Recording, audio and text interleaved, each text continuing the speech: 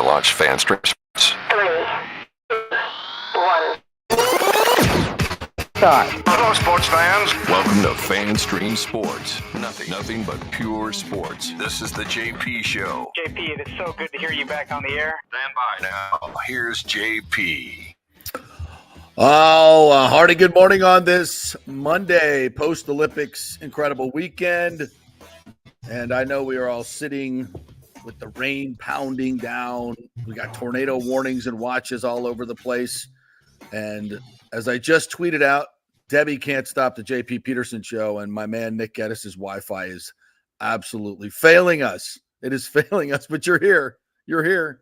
You're barely hanging on. I'm hanging on I thread. It's not shocking. My Wi-Fi is very spotty when it's perfect outside. So kind of surprised I hadn't lost power, to be honest, at this point. But we'll see what we can do here, because I'm getting a little notice here that my Wi-Fi is quote unquote stable. So if anything happens, just let me know. Do you have the direct plug-in like I do? You know, I'm not as smart as you would think. Yeah. Have a direct plug-in, but I do have the little modem thing right next to me, so we'll see what happens. Yeah. All Right, right. we're good.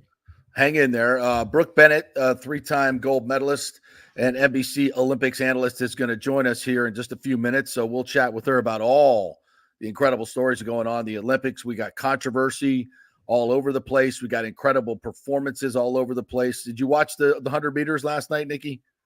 I did. This is probably the most I've watched of any Olympics, probably since I was a little kid, to be honest with you. So yeah, the only event that I will not watch, and no offense to that sport, is fencing. I can't get into the fencing.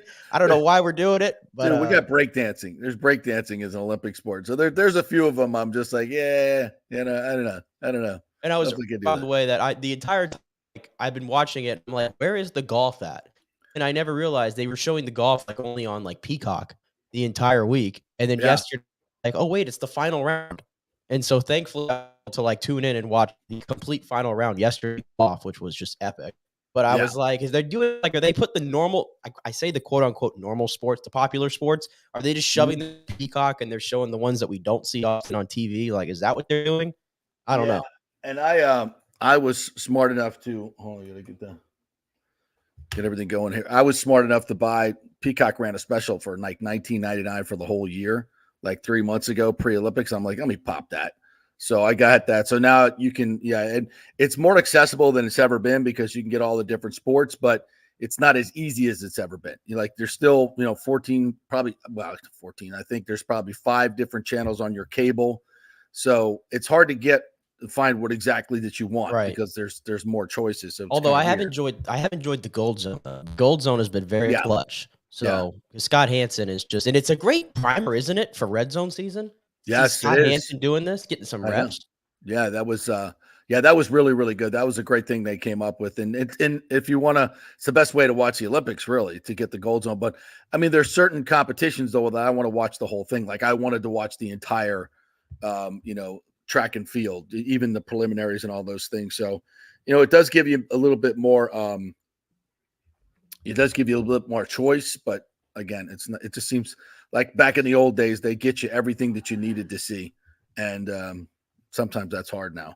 All right. So let's talk a little Rays before Brooke joins us. 1-0 win yesterday, despite 15 strikeouts, going 1 for 10 with runners in scoring position. Only had 6 hits, 2 doubles, 4 singles. They lose Yandy with a bruised wrist. Their opener, Hunter Biggie, puts 3 of the first 4 guys on, and somehow they win 1-0. Please make sense of that. The pitching was elite. Yeah, elite. Houston had 3 hits, I think, after Hunter Biggie got pulled, and the Astros scored 1 run in the final 20 innings of that series. How about that? Something crazy at like home. that. At home. Somebody forgot to bang the trash cans or something. Clearly, but no, the Rays. I mean, I saw they put it up. Them and the Astros have the 2 best records in baseball going back to mid-June. Yeah. So, yeah, that was a hell of a performance. And there's an interesting article in the Times this weekend from Mark Topkin about the new stadium and how much it's going to allow them to spend. We will dive into that a little bit later on in the show. some very dubious things in there that need to be talked about. So we'll get to that. Without further ado, let's bring in our 3-time Olympic gold medal winning NBC Olympics analyst and the pride of Brandon and all of Tampa Bay. She is the great Brooke Bennett. What's up, Brooke? How are you? Good morning. How you doing? Good. How are we doing? Is I think my camera flipped the other way for a second. Let me see You're looking. Yeah, if you look to your right, you can see it. You'll actually see us because we just have a profile of you. Although it looks great. It looks great. Yeah, let's see if I can get you guys connected. Yeah. All right, we'll do that. That probably came to you a little bit early. You weren't ready. There you go. Now we see your face. You're good now. Yeah. Now we see your face. Perfect. Well, I think you picked up on my other camera. That's why. Oh, wow. You got a multi-camera shoot going on here, Brooke? I do. Because I've been set up for this whole. We might have to switch this around. Well, look, if you just look to your right, it's perfect. I know it's in my camera over here, which isn't my good shot. Well, just as long as you look at us, it's good. You could actually do that straight away if you want. All right, we'll do it this way. Perfect. That works good. How you doing? I just have a better shot over here. You look great there. You look great right there. I'm doing podcasts and stuff like that, so it would have been better if it came off this camera, but I'm not that technical savvy, whatever. Well, you got 2 cameras. It's more than us. So, so how's it going? So you're working with NBC and working with Channel 8, doing podcasts each and every day. How's that been going? It's crazy. I mean, I get to completely hype up the Olympics and get totally involved on not just the swimming side, but everything local and everything national on what's coming out of Paris. So yeah, I'm working with them. We're doing a podcast at 11 a.m. Monday through Friday.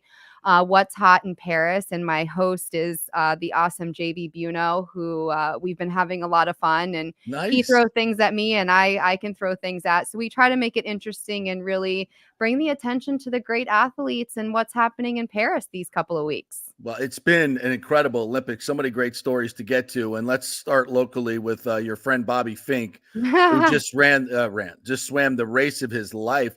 I was just reading up on it this morning, and I had not realized that the U.S. men had not won a gold. Had not won a gold in swimming. I was like, what? And the 4x100 free, which is automatic, they've been 15 for 15. The Chinese beat us. That was the 400 medley last night.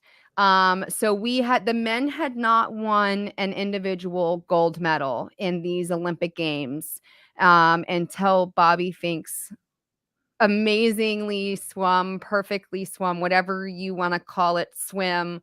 I called this though. I said after trials that if Bobby believes in himself and Bobby gets out in this swim, that world record can go down. And that's probably in the sport of swimming right now was the most controversial world record still standing by the Chinese that was held from the 2012 Olympic Games.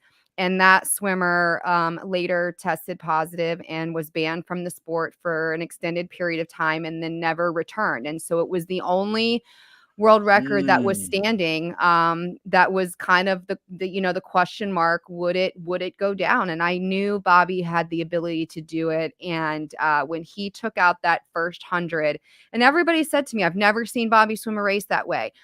I knew he was going to have to swim it that way. He had to swim it that way. There was no question for that world record to go down. That is exactly what he needed to do. And he descended those 500s perfectly. Well, explain the risk involved in that, though, for a distance swimmer. I mean, you won the 400 and the 800. You know what it's like. So explain to the folks the risk in going out fast for a person that has the great close that Bobby always has. And he's still closed. Right, exactly. Still closed that last. But you run the risk of running out of energy, right? So, no, I disagree with you on that, because what that is, and what we saw Bobby do yesterday, that is nothing more than trusting in your training. Yeah. And that is the confidence that you have based off of the training that you have done since the Tokyo Games. And that's a 3 years. So this wasn't a quad. This was a short Olympic quad because of it being postponed because of COVID. Right. But what he did, and I will credit the coach there, Anthony Nesty, who is the men's head coach at the Olympic Games, and we saw the emotion pouring out of him. You saw a little bit of the worry because you have that conversation. I mean, I had those conversations with Peter Banks, and you put everything on the line. And it's the athlete putting everything on the line, and it's the athlete trusting in the coach when the coach puts everything on the line. And you saw it the night before with Katie Ledecky and how she swam that 800. And I believe that led to Bobby's confidence in going out because he trains. That's his training partner. They're there at the University of Gainesville. Yeah. And he saw Katie do it in the 800, which was probably one of the toughest events that she's won in her career of her, 14 Olympic medals, 9 gold. I think that gave Bobby the confidence that he needed. And, what did you hear him say after he won silver in the 800? I'd be lying if I told you I wasn't a little bit disappointed. And I think if he would have won the 800, I think he still could have won the 1500. I don't know if we would have seen the 1500. And it was just the way everything played out.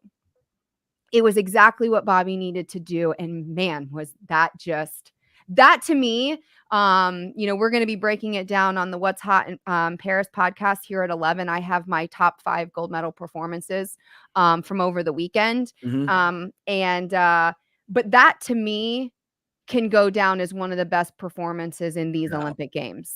Incredible swim. Yeah. And their training in Gainesville, boy, that has really paid off. It has, and Nesty has done an amazing job with that program, and that's only going to help with his recruiting and what that college team is going to end up being like. We have another young distance swimmer that's from the Clearwater area, Andrew Taylor, who won the 1500 at the SEC championships this past year, and he's up there training with them. I'm going to put it out there that I think LA 28, it's a Bobby Fink and Andrew Taylor show. Nice. So Bobby's going to keep going then. Yeah. I mean, he hasn't said it, but I okay. Breaking news right here. I haven't been in his ear yet, but I don't think we're going to see Bobby retire. No, I mean, he is the best male distance swimmer that the United States has ever had, ever. All right. Some other history. Yeah. Well, and it's great that, he's following in your Tampa Bay footsteps here as well. So that's pretty cool too. Well, he has 3 gold medals now to match mine, but I never got a world record. So. Okay.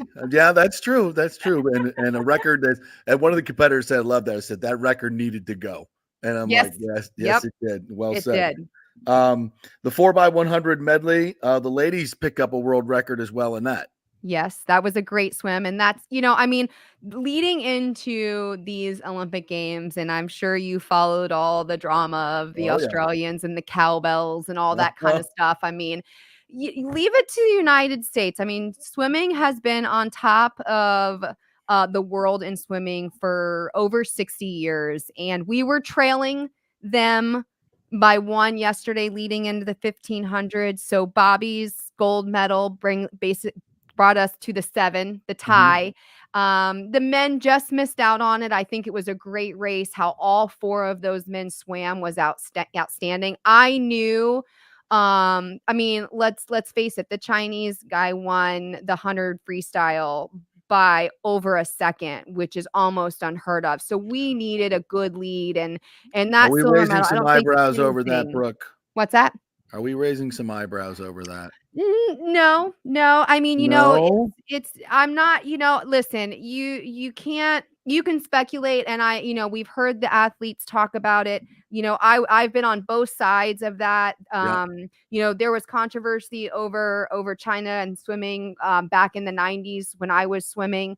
They're drug tested immediately after. Nothing has come out at this point in time. Like all the other swimmers, you hope that they step up. I think financially, that's where these programs and countries need to come up with more to make sure that you continue the testing. The in-competition testing is fine. It's the out of competition that needs to be stepped up. Because we've had some Chinese swimmers. 23 of them tested positive in 2021. Then we've had some recent positive. Not Pan, the guy that won the 100. He didn't, but a lot of the other ones did, and they've been kind of let go on quote, food, ate some bad food that happened to have a a heart. Correct. I mean, come on. But whatever. You know what? And Whatever. I would say, JP, what sucks about this is the reason why everybody, and if you say I'm raising my eyebrows, you have a horrible track record. Exactly. You have Exactly. So it's and fair. so it's always Right. going to be speculated no matter what. And you are gonna have to prove yourself even harder every Olympic I Games. think And that's when fair. you win a 100-meter freestyle by over a second, of course everybody's gonna Of question you because course. your track record goes back to the 90s. No, there are 23 American swimmers testing positive. They're all Chinese. So just Correct. we'll leave Yeah. it there. So, We'll leave and it then, but on the men's side, that we say Bobby's the only one that won gold. I don't want to sit here and individually. bash our men's team because I think we had an amazing performance by all of them. They did win the first gold medal of the meet. That relay, the 4x100 freestyle relay, Yes. did win the first gold. So to start the meet off with the men's relay winning gold and to end the meet with the women's medley relay Nice. winning gold. I thought our mixed relay the night before on Saturday night, breaking that world record, Yes. was sensational. Our guys and girls had some of the fastest relay splits in history. Yeah. But here's the thing I talked about this the other day on the podcast. We were talking about basketball and to where the rest of the world is catching up with us. Oh, yeah. It is not easy for the men to go out there, even if you put the LeBron James and, the Kevin Durant's and those guys out there, it is not going to be as easy for them because look at the NBA roster. How many of those guys that are playing and representing their country now come over to the United States and play on the NBA? Oh, they all are. Everybody world trains catches here up. anyway. The world catches up. And that's the same thing that you're seeing in swimming. Leon Marchand from France. Where does he swim? Well, he was at Arizona State under Bob Bowman, who coached Michael Phelps, and he's going to follow Bob Bowman and go to Texas next year. Yeah. So again, it's like they're coming here to train because we have the best. And so what does that mean? The rest of the world starts to catch up with us. Exactly. Summer They have our McIntosh, training method. swimming Yeah. in Sarasota, represents Canada. Not bad things because the No. Olympics is about the entire world. But that If we puts gave the out medals pressure on our Americans to do better.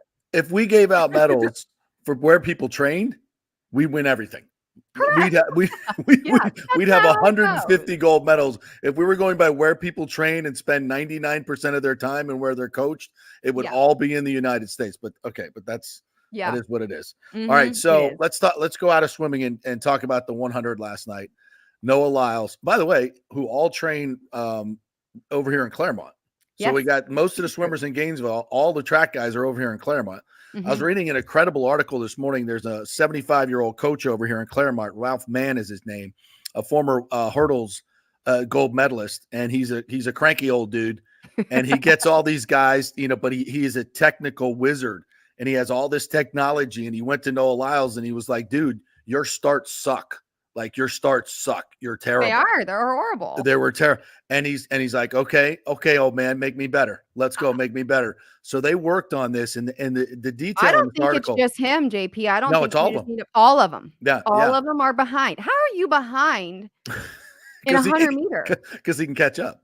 Because he But can catch up. That's how. But if you fix that start, you're not behind. Which he did to some degree. He's gotten better with all this training that he's done, and the minute things that they're talking about, like how quick your second step hits the floor, your third step, your fourth, like all these things. Your hips have to be moving your hips further up in the block, gets you out as your torso quicker, which, by the way, was the difference in the race. His torso by literally a fraction of an inch better than the Jamaican runner. And I didn't know that. I honestly, until they went in and said that in track and field, it is about, they were explaining it. Mike Tirico did a great job last night of explaining that. Cause I'm sitting there and I'm like, no, I'm thinking the Jamaican one and it's like second place. And they're like explaining it that it's the clavicle, it's the chest. But then that goes on to the experience and the knowledge because Noah had that finish where he's leaning into it and the Jamaican is more up straight, you know, and he's just standing up into it. So, Yeah, and then you go down. I mean, like in swimming, we go down to the 100th of a second. Right. And that the 100th of the second, how many times did you see it over this week? That leaves you off the medal stand. It's unbelievable. And then you're saying it's literally 5,000 thousandths of a second. Like, Like, what even is that? What even is that? Right. And the fact that the Jamaican runner was like, he thought he'd won. He's looking up in that incredible shot of both of them looking up at the scoreboard. And none of us knew. Like, nobody knew. Did. And then all of a sudden you see his smile. Noah starts smiling. You're like, he won. Mm-hmm. Oh my God. Right. Yeah, that was an amazing performance. And he called it. He called his shot. So good for him. No, he's the hype man. And I mean, it's when you are a person that likes the hype and you're the hype man, that's kind of what I'm trying, like, what I've been trying to say about him, that he likes it.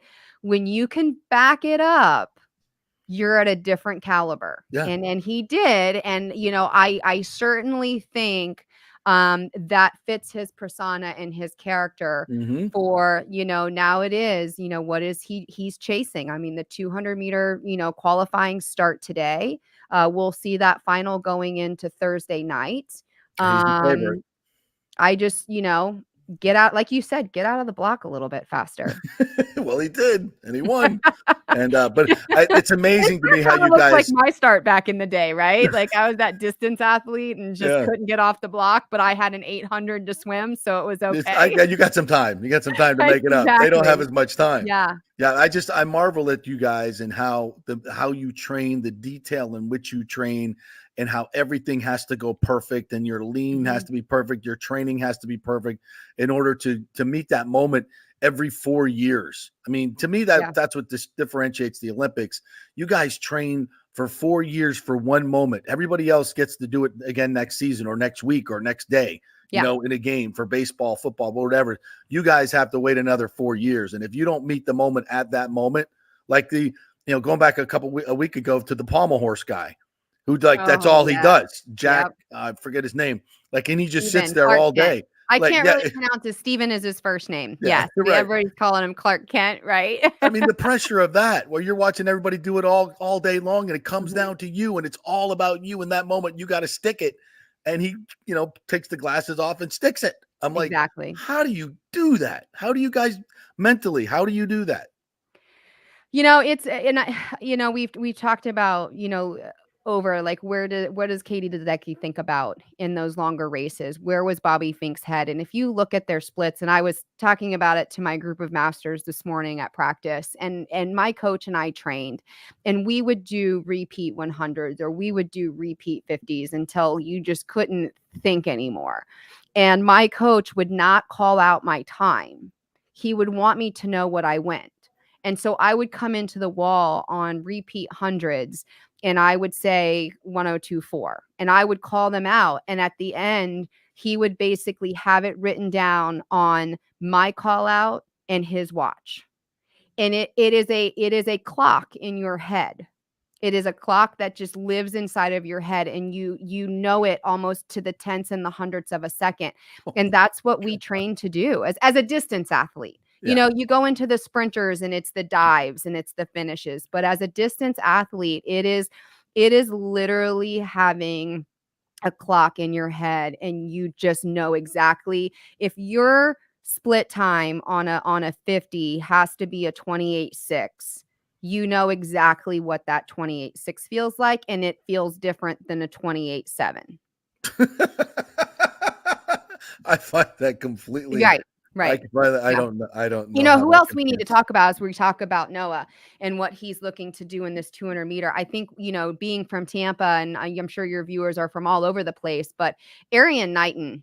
Yes. Is who, I think and reading up, and he's going to start that qualifying in the 200. This is his only race. He's our local Tampa guy. Yep. And he's another one. He's another one that where he's only 20. And I go, how is he only 20? He seems like he's been around forever. He's kind of like that old soul on the track.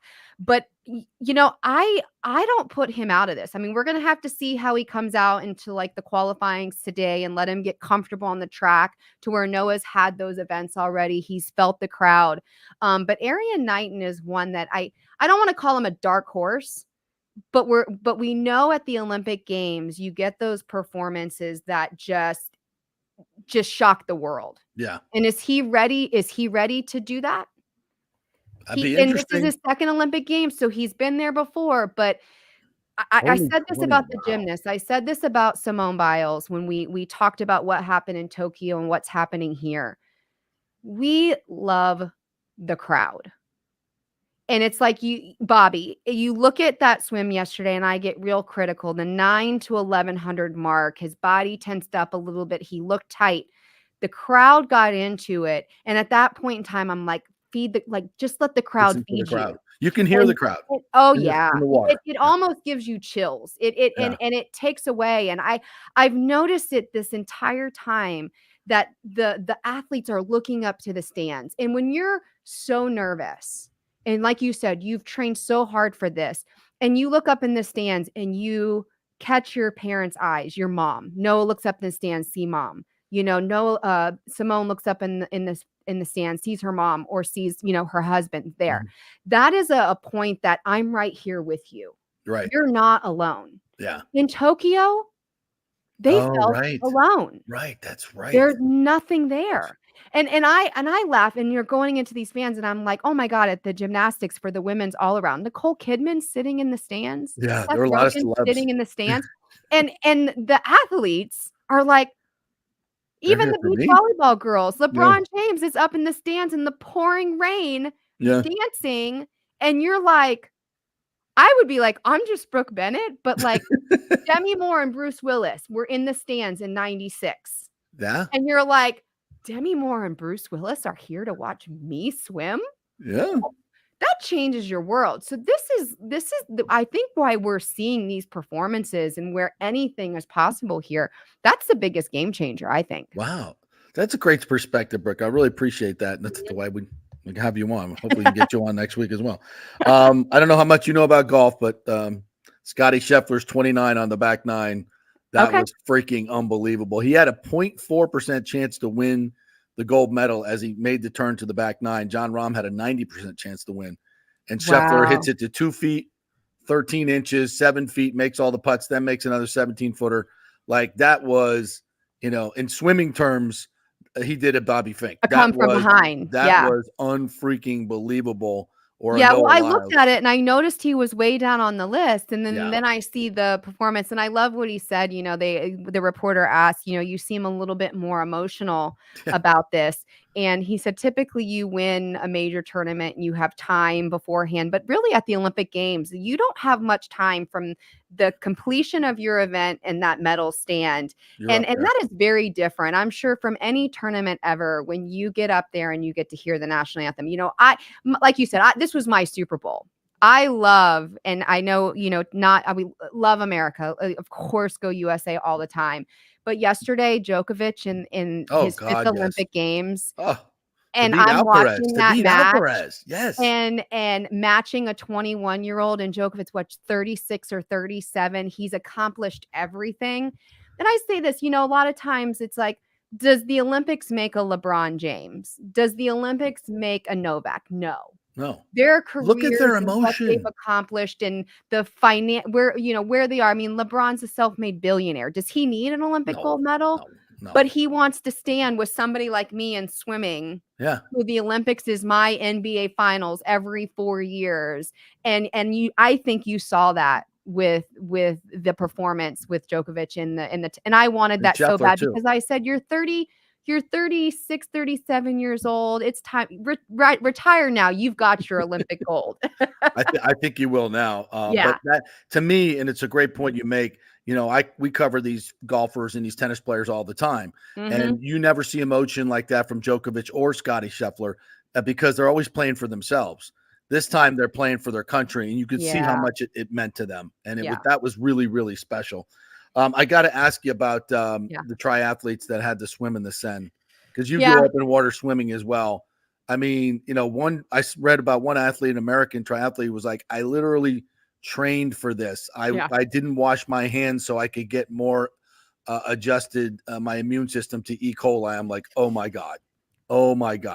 Would you have jumped into that river? Yeah. And here's why. Ugh. And we texted about this. So, and I've talked, and I've been following this, I question it. I think it's a completely political move Yes, of by course the it is. French. 100%. And I hate when politics come into sports. Oh, God, yes. You're choosing, it's wrong. Right. And I don't care what you say, it's wrong. Yeah. You've got sailing in Marseille, 300 miles away. It's a beautiful coast. There's a cove. It's protected in certain areas. You had so many options, but you wanted to spend $1.5 billion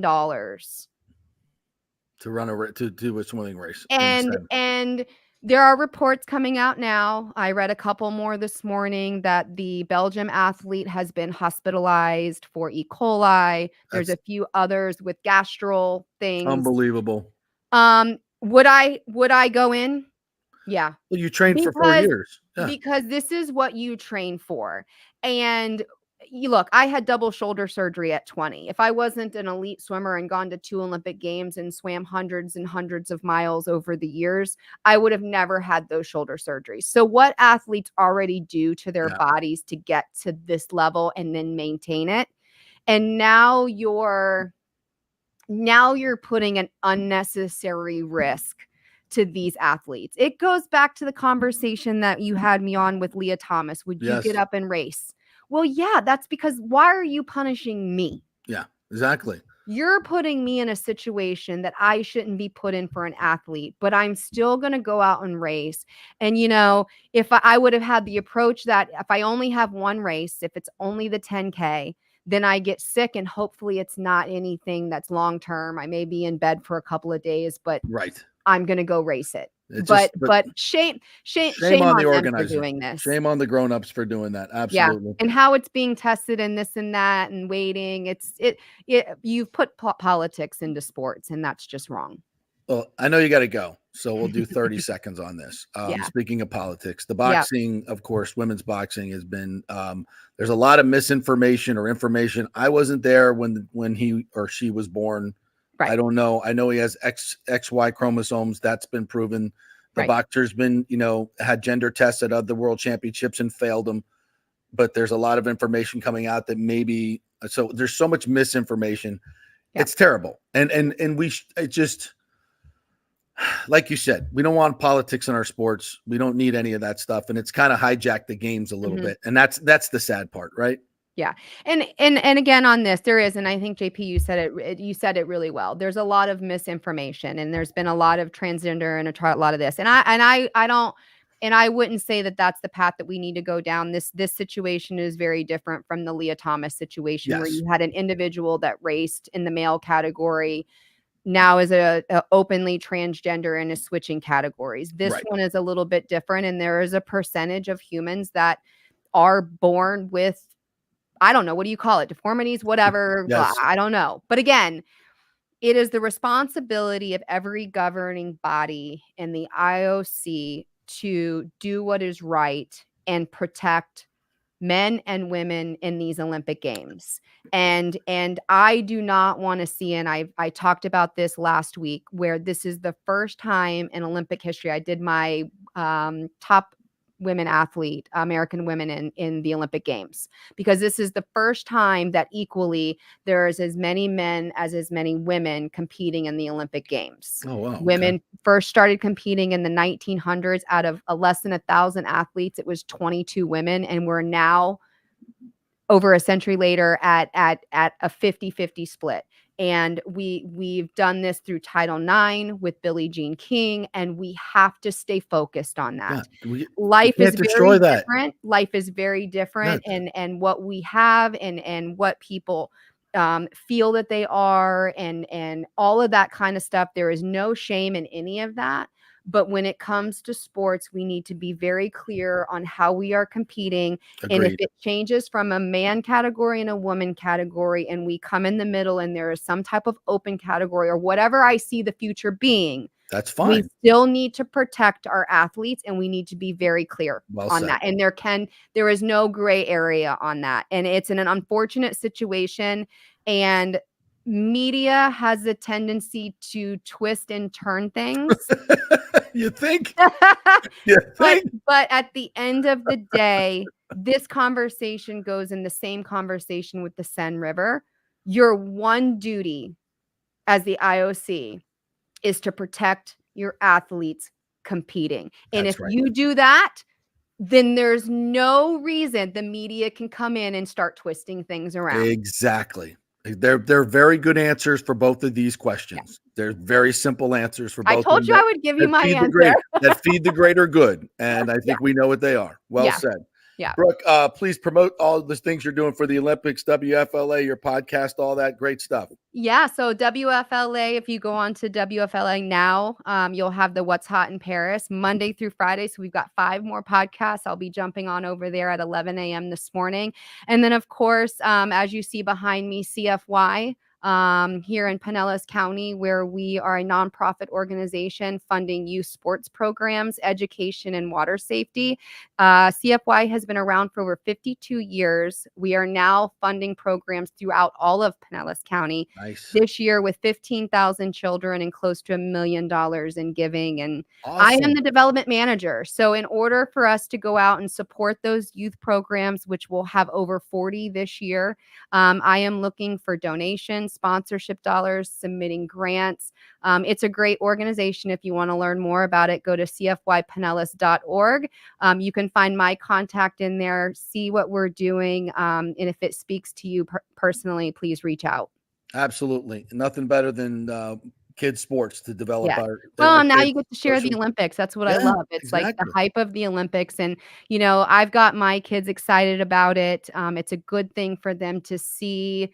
It shows what you can be dedicated to. You can do anything that you put your mind to. And I say, yeah, the video games are okay, but activity for the kids today. Yeah.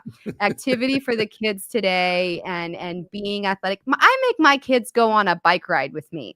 I run, the dog runs with me, and they go on a bike ride. Good for you. Get them off the video games. Oh, Absolutely. no, we're very limited on what they get. We don't even have any of that. And I got 2 stepchildren. I'm working on that. Yeah. So my 9-year-old doesn't have a cell phone yet, so keep it that way. Yeah. Keep it that way. As long as possible. Well, we'll have another conversation on that. I got some advice for you. All right. Thanks, Brooke. Appreciate you. Thanks so much. Guys. Great Brooke Bennett right there. You know, I love these Olympics are just absolutely. I don't know. They may be my favorite Olympics of all time. I don't know why, but they did. These current ones? Yeah, they are resonating with me in a very real way. With the nonsense of the opening ceremonies and the nonsense of the boxing, which, you know, interestingly enough, has kind of added to the importance of these games, because I think we've seen, as Brooke so brilliantly pointed out, how when you get politics involved, it sucks. It sucks, and it takes away the limelight from where the real attention should be going. And we're spending time talking about these other, fringe sports or issues that should not be talked about. And if there's a question about somebody's gender in a boxing match, no, the answer is no. Okay, in my opinion. Are we going to protect if there's a question, if there's significant doubt, okay, then you err on the side of protecting the 99.9% of athletes, not the 0.1%, in my opinion. Okay. And again, this is sports. I'm not talking about life or opportunities for trans or any of that. We're not talking about this. We're talking about competing at the highest level, when these things really, really matter. And I just think if there's questions, we protect the 99.9% and we say, I'm sorry, this didn't work out for you. It's, sometimes that happens. Life is not fair. And you move on and you don't have these issues.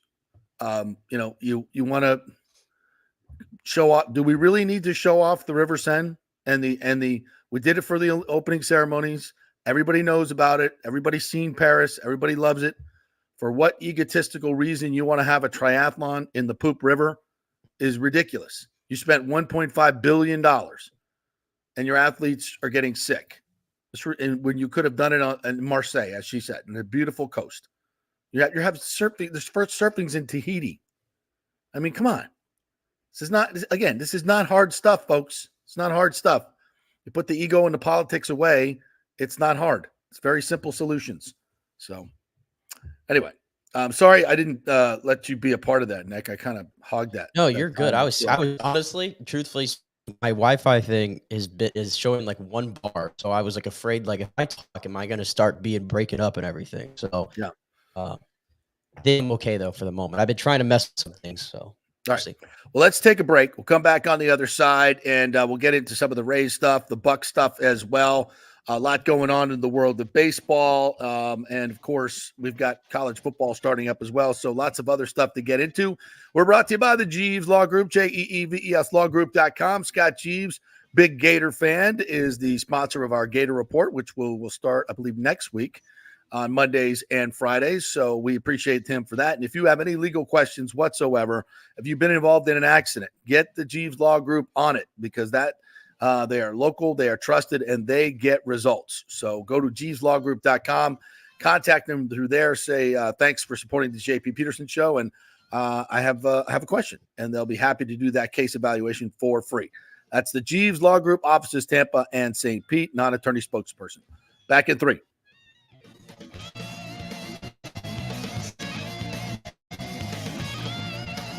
Get ready to dazzle this summer with the largest jewelry collection at the Gold and Diamond Source. Feel the heat of July with the fiery brilliance of ruby. That's July's birthstone, ruby. Well, that's my birthstone. I'll take one. It's perfect for adding a touch of luxury to your summer style. Embrace the unique beauty and significance of July's gemstone for any occasion, from beach parties to evening soirees, and mark a special 15th anniversary with a stunning ruby, the traditional gem of this very important milestone. And take advantage of our exclusive offer, 5 years of interest-free financing. That means you can own a $5,000 ring or watch or anything and pay only $83 a month with zero interest. And when you shop online, you can enjoy a special summer discount of 15% off July's birthstone. Make this summer unforgettable by visiting the Golden Diamond Source and finding the perfect piece to shine in the sun. It's the Golden Diamond Source, 3800 Omerton Road, always online at thegoldendiamondsource.com. As we head into summer and hurricane season, you must make sure that your home is fully insured. Over 40% of people in Florida are not fully insured because property rates have gone up lately. Your home is worth more, so it needs to be insured. Call the great folks at Italiano Insurance, 813-877-7799 to make sure you're fully insured. And also,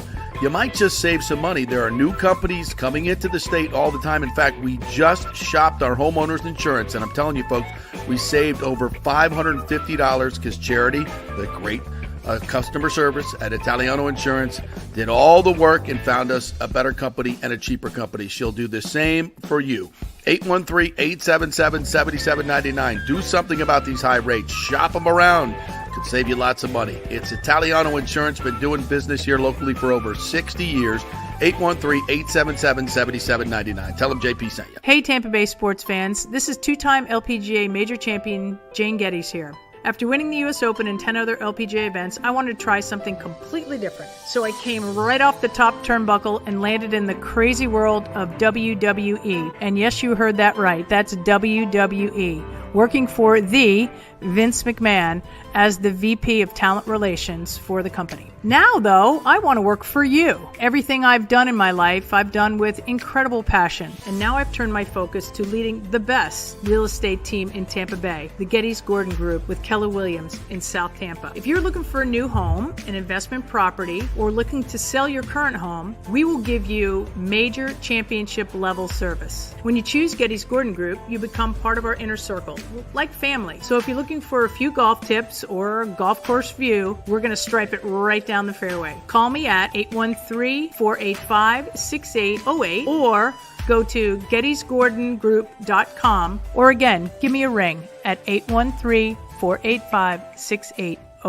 JP here for Third Generation AC and Plumbing. And Third Generation really says it all, folks. The owner, my friend John Rodriguez, has been in the AC and plumbing business since 1995.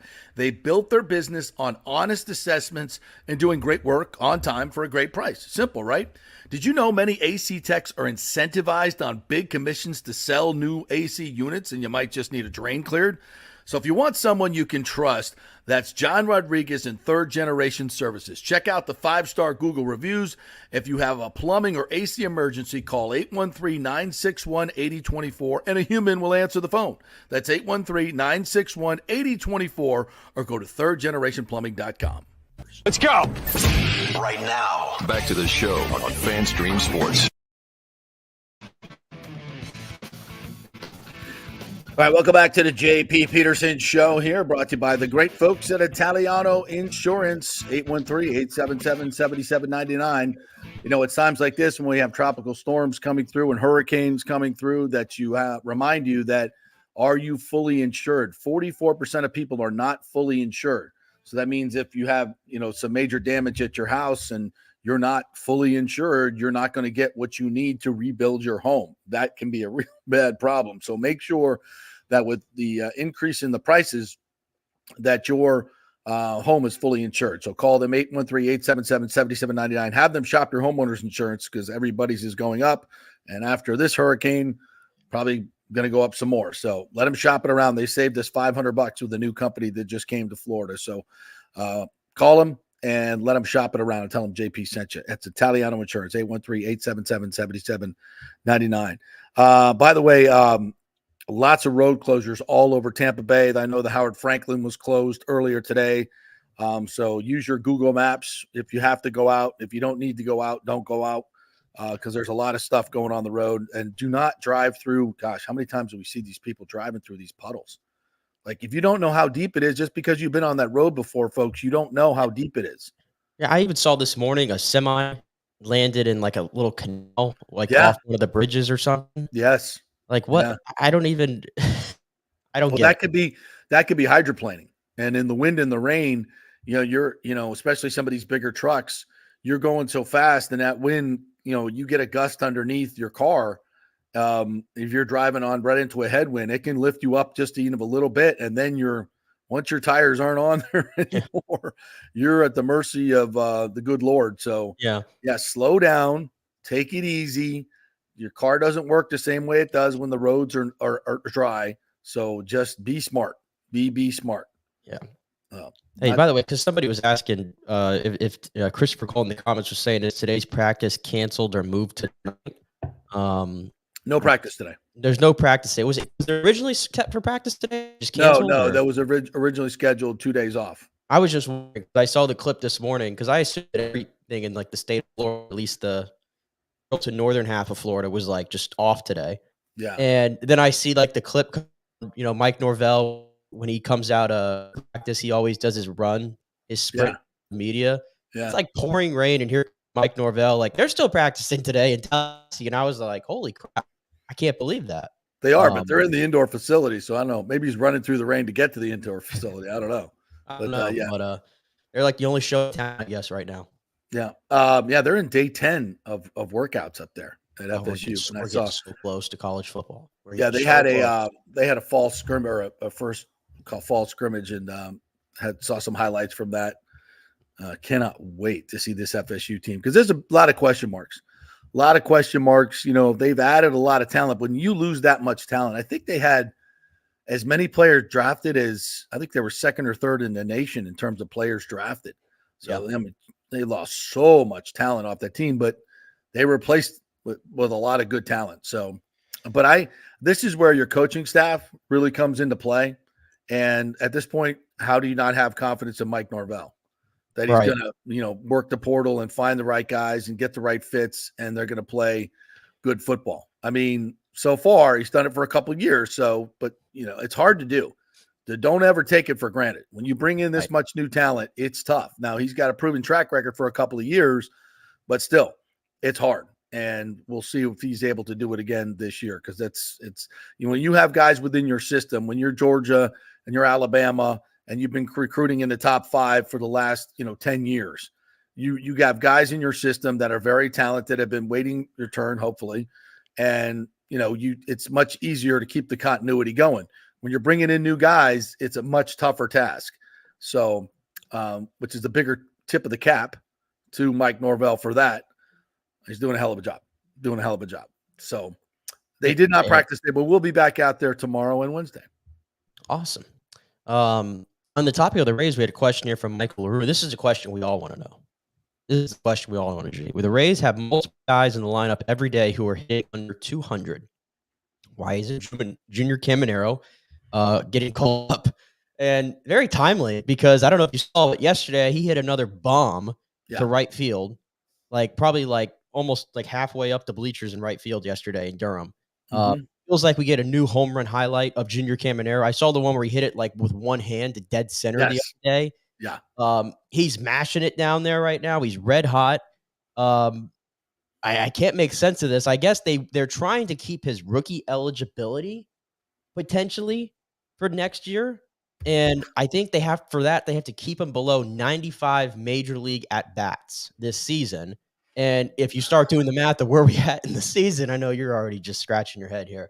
That would keep him from being in the big league club until September. So, I mean, are they really going to drag this out another month before giving us a taste of Junior Caminero? While the pitching has been fantastic, but the hitting is still pretty spotty. The lengths to which this organization goes to make things harder for their baseball people is unrivaled in Major League Baseball. And I say that without any trepidation whatsoever. Let me say it again. The lengths at which this organization goes to make things harder for their baseball people is beyond reason. It's beyond reason. And it's almost like Sternberg is like, oh, don't worry, Neander, you can handle this. Yeah, you're getting a payroll over $100 million, but no, you can do it. I've seen you do it before. Just go get it done. And at some point, that just runs out. At some point, everybody else catches up. At some point, you stop getting lucky on trades. At some point. And I think that point is now. And it boggles the mind of how you want to be 3 games out of a wild card and trade 9 major leaguers for a what I would think is one real major leaguer, and Hunter Biggie. We'll see. Day one, not so good. So it boggles my mind, and I know Rays fans always have, the sycophant Rays fans always have, a great reason for why they're doing what they're doing. And listen, did they need to sell off some of these players? Absolutely. We've been talking about it for a month and a half. 9 of them? No. I think you could have kept Jason Adam and been a better baseball team. Well. So I wasn't on last week, so I didn't get a chance to sort of, because we were going to have differing opinions on what the Rays did at the deadline. Yeah. I actually am in the camp of, after I digested it, I didn't say anything. I waited till everything that played out, and I actually think they played the deadline well. Now, a lot of this is contingent on sort of the guys they got back, the prospects in the future. But like you just mentioned, Jason Adam. I mean, the price for relievers at the deadline was insane. Yeah. And they just nabbed 3 of the Padres' top 10 prospects, including this Dylan Lesko, who was the 15th overall pick 2 years ago. Right. And the Rays, while they have great pitching at the major league level, starting pitching, and of course the injury list guys that are coming back next year, don't really have anybody else in the wings waiting from a minor league development. So they added a lot of those guys. And I think the thing that's important to point out too about these whole projects, everybody's putting out, oh, look at the rankings. They only got this guy. They don't update the rankings during the season. So rankings are going to be re-upped. And a lot of these guys the Rays got back are going to end up being higher ranked players by the end of the season. And then to your point where you said they only got major league talent back, the way I look at it is Paredes goes out and then you sub Christopher Morel in for him, right? I think that's a wash. I think that's a wash. Probably and Paredes, by the way, it's not like Isak Paredes was killing the baseball here in Tampa Bay to end his time here. And in Chicago, I think he only had 1 hit in his first 5 games there. And now he's hitting .238, by the way. He's really washed up. And if you look at the deeper analytics, he has one of the worst, I know scoff at these analytic reports, but it's something. No, I'm okay with that part. Part. Morel's a more well-rounded player. He's more flexible. You got more year of control. He's got more consistent power to more fields. I don't have any problem with that. But the Jason Adam thing is. By the way, your boy Dylan Lesko, can't find the plate. Right, but you're hoping back, that in this system will be able to turn him around. I think that's the bank. Let's just hope it's not another Blake Snell trade. Right. Where we got fleeced by the Padres but Jason Adam goes, but guess who's coming back soon and is going to be taking his spot in the bullpen? Drew Rasmussen. We've talked about that. You're going to just basically sub out Jason Adam for Rasmussen. Zach Eflin. Are you a better team with Drew Jeffrey Rasmussen and Jason Adam? Yes. Your Wi-Fi is going out, but the answer to that is yes. That you're a better team with Jason Adam than Drew Rasmussen. And no, both. You can have both. Or have both. Yeah. I mean, sure. I think that selling high on a Jason Adam, I don't think it was a bad idea for a team that we said, probably needed to do a little bit of a retool here to remain competitive going forward, because it seemed like they were just sort of spinning their wheels right now. Like, that's my thing. But I don't want this to there's two sides to my argument here. It's like, I like what they did because, like I was going to mention too, Eflin goes out, Jeffrey Springs comes in. In my opinion, long-term, you upgrade there. Like, Jeffrey Springs at his height, better pitcher than Zach Eflin. Well, right? It's not like Jeffrey Springs has a 6-year track record, bro. Well, no, Zach Eflin didn't have the greatest track record before he got to Tampa Bay. He signed, and we went, wow, that's a lot of money for a guy who's been a fringe, 5 throughout his entire career. Yeah. And you sold high on him. Like the Randy Arozarena thing, no problem with that whatsoever. Take your emotions out of it. Yeah. Randy Arozarena, the best days of Randy Arozarena are behind him. And then you were able to still keep some of your competitive pieces like Brandon, who, by the way, is just baseball right now. Crush baseball. You keep Fairbanks, who's been great. You keep Yandy. So you have these pieces here that are veterans that are there. And you still have some of this young talent that's around here. But this is contingent on JP, and this is the $1 million question, is you shifted out a lot of this money on this team and some of these players who were kind of just keeping you stand, I'd say, right at 5. Right. Now it's like, okay, I know the pitching is pretty great. It's going to be even better next year, we hope.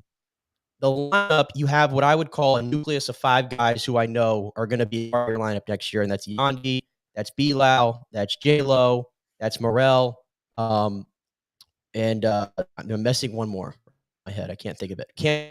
Caminero. You have 5 guys right there. I want to know, because you took money out of this team, is that going to be pumped back in next year via more? You have more assets to make trades, free agents like that. That's what I want to know. Now, the Rays don't have a track record with that, as you know, but a lot of the contingency. At the very least. Yeah, but I do think for what they did, I don't think it was like a true tear it all down sort of thing. If you look at the moves, they sort of just swapped out some of these players. Okay, now he's coming in to take his place, and on top of that, they made their farm system the number 1 in baseball. So that's why I say I do like in general what they did. And I know we're only a week into this new sort of era for the Rays, but I'm finding them much more to watch now that they've kind of shooken things up a little bit. Well, it's interesting you say that, because as soon as we're not even into the new stadium, we haven't even broken ground on it.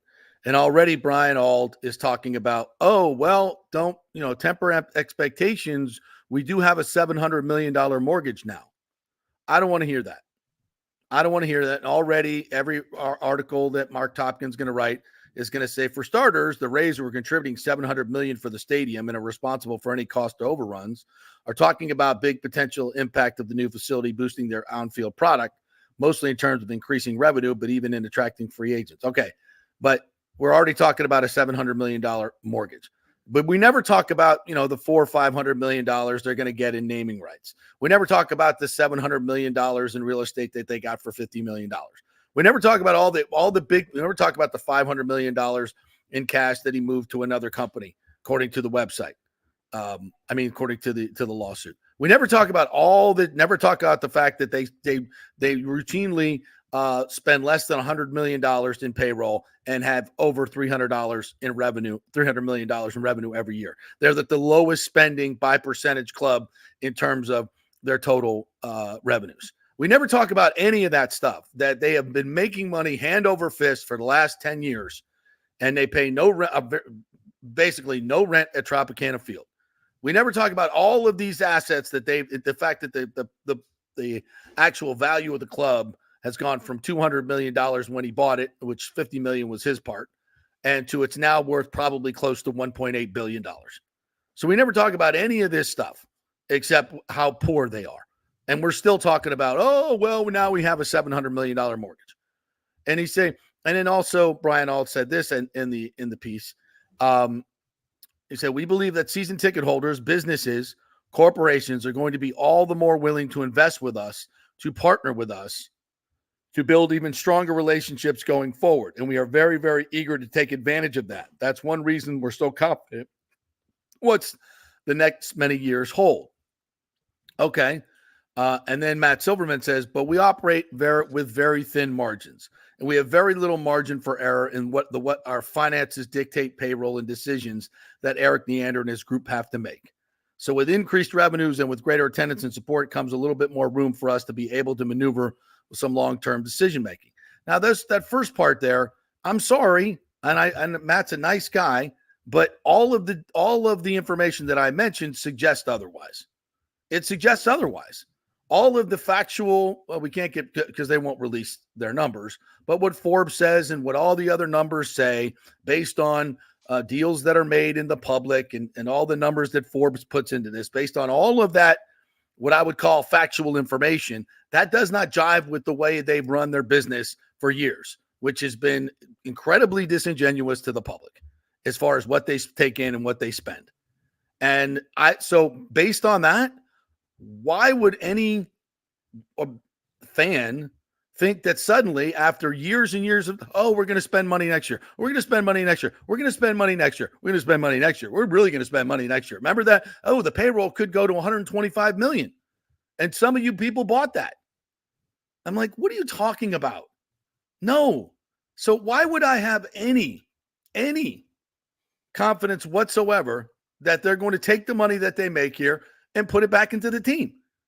And why would any business, who that is based in Hillsborough County, want to spend $500,000 for a luxury box for a place that they really can't get 4 days out of the week? Get to. It's still the same location.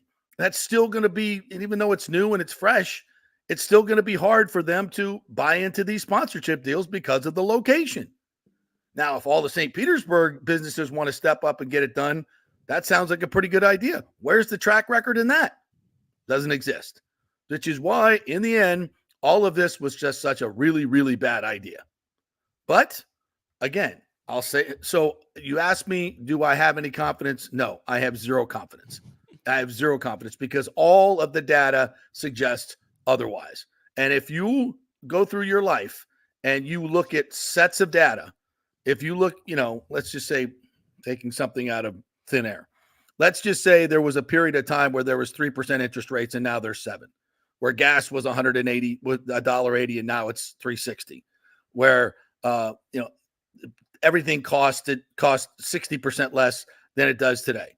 So I would say that would be data that I would go, okay, that was actually something that existed. I could be confident that could happen again.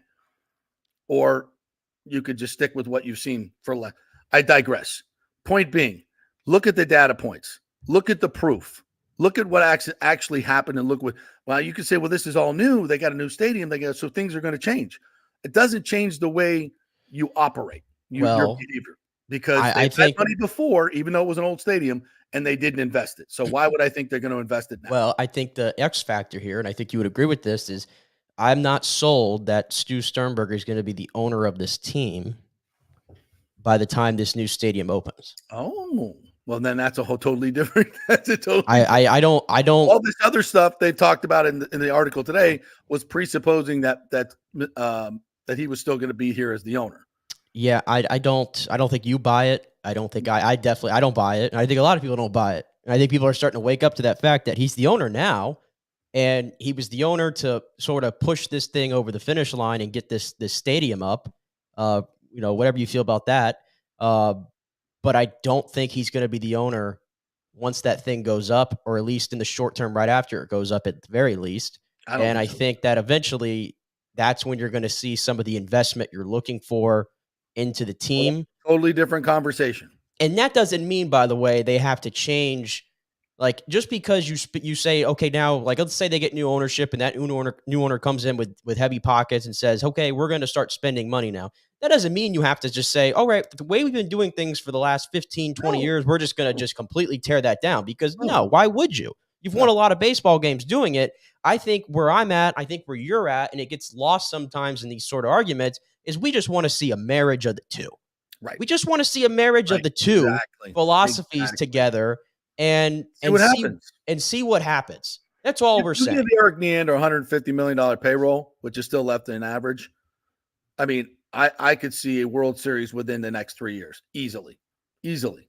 That just right. Just they literally it's so easy to pinpoint what the Rays' issues are. They just need some meat in the middle of that order. That's all they're missing. Like even when they went to the World Series in 2020, like Randy Arozarena, that was a classic case of they were straight up carried by him. If you looked at everybody else on that team, Kevin Kiermaier, I think, was the second best hitter during that playoff run, and he hit like 260. Everybody else was like hitting 210 or less, and a lot of guys were hitting under 200. Like it was really just a carry job by Randy Arozarena. Your offense wasn't even good then when you made the World Series. Mm-hmm. So, and that's sort of historically been the thing for this team in the playoffs. Right. That's what you're missing. That's just what you're missing. Yeah, you got lightning in a bottle that year. What most teams have to go out and spend money for, power in the playoffs, proven hitting. You got lightning in a bottle, and that's how you got to the World Series. Let's don't get it twisted. You know, you got guys like Randy Arozarena and my boy that hit the bomb off of Chapman. Brasso. Yeah, Brasso. You know, that one of the greatest moments in Rays history. Highly underrated, I think. Yeah, because it just, you know, that happened that year and you got there. So good. And if you keep in the mix, you know, sometimes some of those things are going to happen.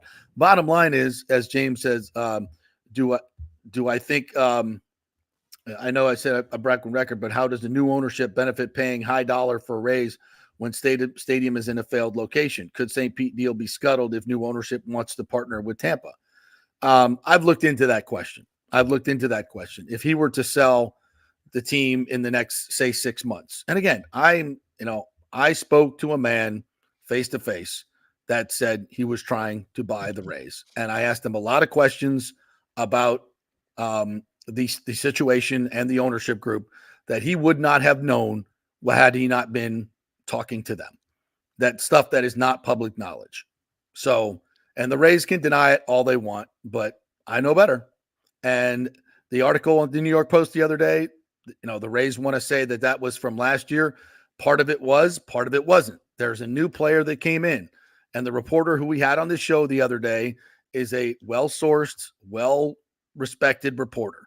And I had a conversation with him for 45 minutes, and he told me he wouldn't give me the name of the deep pocket $10 billion owner, but he gave me some specifics about what they were doing and who they were talking to. So I know that he talked to him and everything checks out, things that are not in the public domain. So, and you could say, well, the Rays denied it. Well, have the Rays told you the truth about everything over the years? That's a no. So again, listen, and I want to preface this by saying this again for the 100th time. I hope this all works out in St. Petersburg. I hope that the stadium gets built on time. I hope it's gorgeous. I hope everything works out. I hope all these people get these high-paying jobs. I hope they can find the mitigation issues for the toxic waste that's in Booker Creek. And I hope, by the way, that it makes players. I hope that it makes players, by the way, who have been hesitant to sign here, maybe. Yes. Say, all right, well, you know what? It is Tampa, St. Petersburg. And as we say all the time, there's not many better cities I want to live in that are major league markets. And by the way, now the stadium and playing inside is not a hurdle anymore. Yes. You know, that might help make more play. This will be a more desirable place to play. Make it a bandbox like Houston. Let's make it so easy to hit home runs like Houston. I'm for that, actually. I like that. I like it hitter's ballpark. So yeah, make it just like Minute Maid. That'd be fantastic. So yeah, I hope all these things come true. I really, really do. I hope the sponsorship deals, all the companies in the Hillsborough area and everywhere else suddenly find great value in having a $1 million sponsorship with luxury boxes over in St. Petersburg. I hope they completely change their mind on that. I hope all the St. Petersburg businesses that have failed to support this team for 25 years suddenly say, yes, now's the time we're going to do it. Yeah, I hope all these things that have never happened suddenly happen. But I'm a little dubious. I'm just a little, that's all I'm saying. I'm glad it happened. We don't have to talk about it anymore, hopefully, blah, blah, blah, blah, blah. I'm a little dubious because of the track record. That's fair. The Rays have a lot of great goodwill, I think, up with a lot of their fan base because of some of the things they've done over the years. I think that's fair to have. I think it's fair to have concerns. I think it's fair to have concerns while also trying to be optimistic about what lies ahead. Yeah. All right, let's I think it's and I love the optimism. I love it. I do. I love hearing everybody, we finally got the stadium. It's all shut up, JP. It's I can't believe why are you still bitching about it? I'm not bitching about it. I'm just saying I'll believe it all when I see it. Can I not say that? I'm just asking questions. I hope it all works out. I just think I think a lot of people have different philosophies. But at the end of the day, we all have the same goal. Yes. We all have the same goal. Yes. We want everything to work out. At the end of the day, we want to see this team finally get over the hump and win a World Series. I think we all have the same goal. I absolutely believe that. Yeah, that I am. I'm a huge Rays fan. I just want to really root for them like I used to be able to root for them. And it's hard. This was really hard. All right, we will take a break. We'll come back on the other side. James had a great question about FSU and ESPN. I want to get to that. We'll talk a little bit more about the Rays as well. You guys have some questions, so we'll do that. We'll kick back to the Olympics just a little bit, college football. Anything else you want to bring to the table, open for questions and comments. We are brought to you by the great folks at the Gold and Diamond Source. Hey, guys, I know you don't go to jewelry stores often, but why not? Why not? Go to the Gold and Diamond Source. Get you a nice necklace. Get you a nice ring. Get you a nice watch. Something with a little bit of bling. I think I rhymed there. So, guys, there's plenty of stuff. Cufflinks are really, really cool. Something you don't see a lot, but they're really, really cool. They got a great selection at the Gold and Diamond Source. Get something with your kid's name on it. That's kind of cool as well. So, yeah, head on over to the Gold and Diamond Source. I know it's not Dick's Sporting Goods, but you'll probably find something in there that you like. Or maybe you like something for the wife or the daughter. Buy something for somebody else. It's the Gold and Diamond Source, 3800 Olmerton Road. Always online at thegoldendiamondsource.com. Back in 3. JP here for the Jeeves Law Group and my man Scott Jeeves, who lives right here and has long been a highly respected member of our community. He's a proud sponsor of the Tampa Riverwalk. Jeeves Law Group is also a proud sponsor of our Grand Central District in St. Pete and has neighborhood events throughout the year. He has an office on Central Avenue in St. Pete and one on South Howard in Tampa. You can't get more local than that. So when you need an attorney, you're going to hire some huge firm that advertises all over the state or the one that supports your favorite sports show. It's the Jeeves Law Group. We're local, we're trusted, and we get results. For personal injury and personal attention, call us for a free case evaluation. That's 8889-JEEVES. That's 8889-JEEVES. All right, this is for all you guys who don't want to go to the gym and do 5,000 crunches. At Bay Area Modern Medical Center, you can get on the new True Body machine where you can reduce fat and tone up your muscle. It's like doing 54,000 crunches in just 15 minutes. Define your body as you see fit. True Body offers personalized muscle stimulation that delivers the equivalent of those 54,000 crunches in just 15 minutes. Just get in touch with them at Bay Area Modern Medical Center, BAMMC.com. Chris Lugo and the team over there will set you up on True Body and get amazing results. Non-invasive with comfortable and little to no pain and zero downtime. You can isolate and target those areas that you want to improve and treat multiple areas simultaneously. It's an amazing machine, so check it out at Bay Area Modern Medical Center, BAMMC.com. JP here to ask the question, are you planning an event, meeting, or conference? If so, you'll want to call the designers and production professionals at Extravaganza Productions Incorporated. With over 35 years of experience in the events industry, designing and producing every type of small to large event, they can provide a huge resource for design ideas, audio, visual, sound, lighting, decor, and entertainment to turn your event into an incredible experience for the entire audience. Folks, I've worked up close and personal with this group at many national events and Tampa events, and they have unique capabilities that help you save time and money in the planning and execution of your next event. Don't delay. Call these pros today at 813-621-4700 or check out their website at extravaganzaproductions.com. Tell them JP sent you, and they'll provide a free initial consultation for your event. Extravaganza Productions, the best in the business.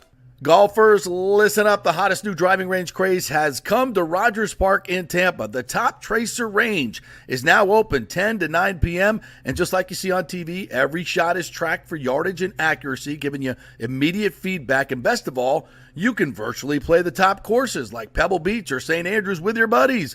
Plus, great food and drink options available in the well-appointed hitting bays. Very comfortable out there. Reservations highly recommended, starting at $25 per hour, including balls. Reserve at rogersparkgolf.net. That's rogersparkgolf.net. See you there. Let's go. Right now, back to the show on FanStream Sports. All right, welcome back to the JP Peterson Show on this Monday with Nick Ennis from On3 Sports joining me. Brought to you by the great folks at Third Generation Plumbing. Spoke to John Rodriguez this morning, texted with him, the owner of the company since 1995. They have a great reputation. Trying to get him out to Bucks camp, but unfortunately, he said we're going to be really, really busy over the next few days because when all this water comes up, people with septic tanks and a lot of other people really get backed up plumbing issues. And of course, their emergency crews are always at the ready. They've got a great group of folks that will get out and help you. So if you're in an emergency situation, thirdgenerationplumbing.com. They also do AC, but the website is thirdgenerationplumbing.com. So call them over there. Tell them you heard it on the JP Show, please. And they'll get right out to you as quickly as they can. So they'll be really, really busy with all the stuff going on. But that's what they do. And they support their customers first and foremost. thirdgenerationplumbing.com. All right, so I didn't ask you, Nick. There are some other things you wanted to bring to the table here today in terms of content, some things you want to talk about because you were off all last week. And I'm sure there were things that were on your mind that you wanted to say that weren't just Rays related. Well, a lot of them were Rays related. I'm trying to think if the Olympics is sort of over this entire thing. And that was sort of where my was. I know you talked about Olympics there with Brooke, but just mentioned the golf yesterday. I got a chance to finally watch the full round of that and the 10 as well. And it's so funny. We walk out, you have all these athletes in the Olympics, but I don't think all the time, especially in sports like that, like maybe the best player, like in a tennis or golf, like always walks away with the gold medal. But here we end yesterday. Scotty Scheffler takes gold in golf. Novak Djokovic takes gold in tennis. And it's like, thinking about this, we talk a lot about like parity in sports and everybody wants to that. And I almost feel like, JP, that in individual sports, the Olympics is teaching me that. It goes further than just Scotty and Novak. I think parity is massively overrated in individual sports. Yes. Massively overrated. I don't know about everybody else. I enjoy watching Scotty Scheffler just kick butt event. I enjoy watching Djokovic and Alcaraz do their thing every event. I enjoy watching Simone Biles wipe the entire world away in every event. I enjoy Katie Ledecky doing the same thing. Like, I think that's why, and I enjoy it. Like, I never get tired of it. I like seeing these men and women go out there and build their legacies, and then you get to have these like interesting talks. Like, for example, the tennis side, Djokovic wins the first gold medal of his career, and now I think he's sitting at 99 career wins, I want to say, in his tennis career. Yeah. He already has passed Federer and Nadal for the most Grand Slams. And unless Carlos Alcaraz, time will tell the next 10, 15 years of his career, if he's able to ever chase after that record, I think it's fair to say that thing's going to stand. And I think we've talked about this before. It's like Nadal and Federer have these like 2 core fan bases, beloved by the entire world and all tennis fans. But Djokovic was right there the entire time. Yeah. And for whatever reason, and maybe it's because he could be a little prickly sometimes, like you saw at Wimbledon and some of the other things he said before. Maybe that's why he didn't have the same fanfare. Of course. But I don't know how you don't argue at this point that Novak Djokovic is the greatest tennis player of all time. And I think that cemented it yesterday with that win over Alcaraz, who, by the way, remember this, Novak Djokovic is 37 years old. And he's still going head-to-head against the 21-year-old phenom, who many consider the best tennis player currently.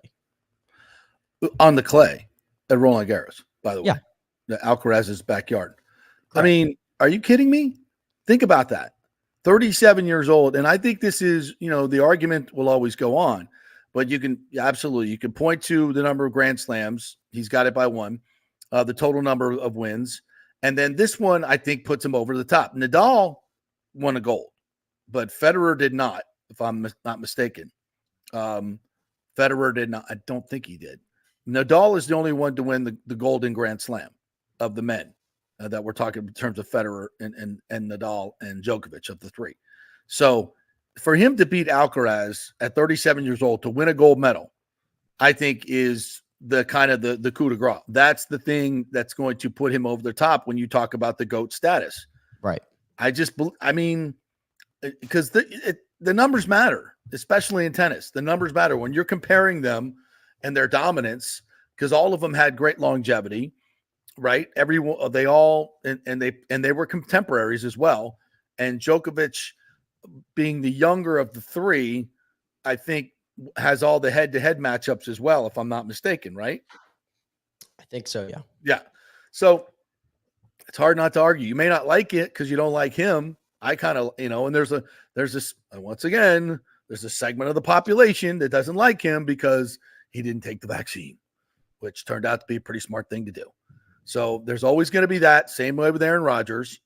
Even though I think in general, a lot of these great athletes, like when they're in their prime, people love to just hate winners. Yeah. And that's just a natural reaction. We love to hate winners, and as much as we love to build people up, we love to tear them down. Although I think Federer and Nadal, is it fair to say Federer and Nadal were some of the most beloved? Yeah, they didn't necessarily go through that.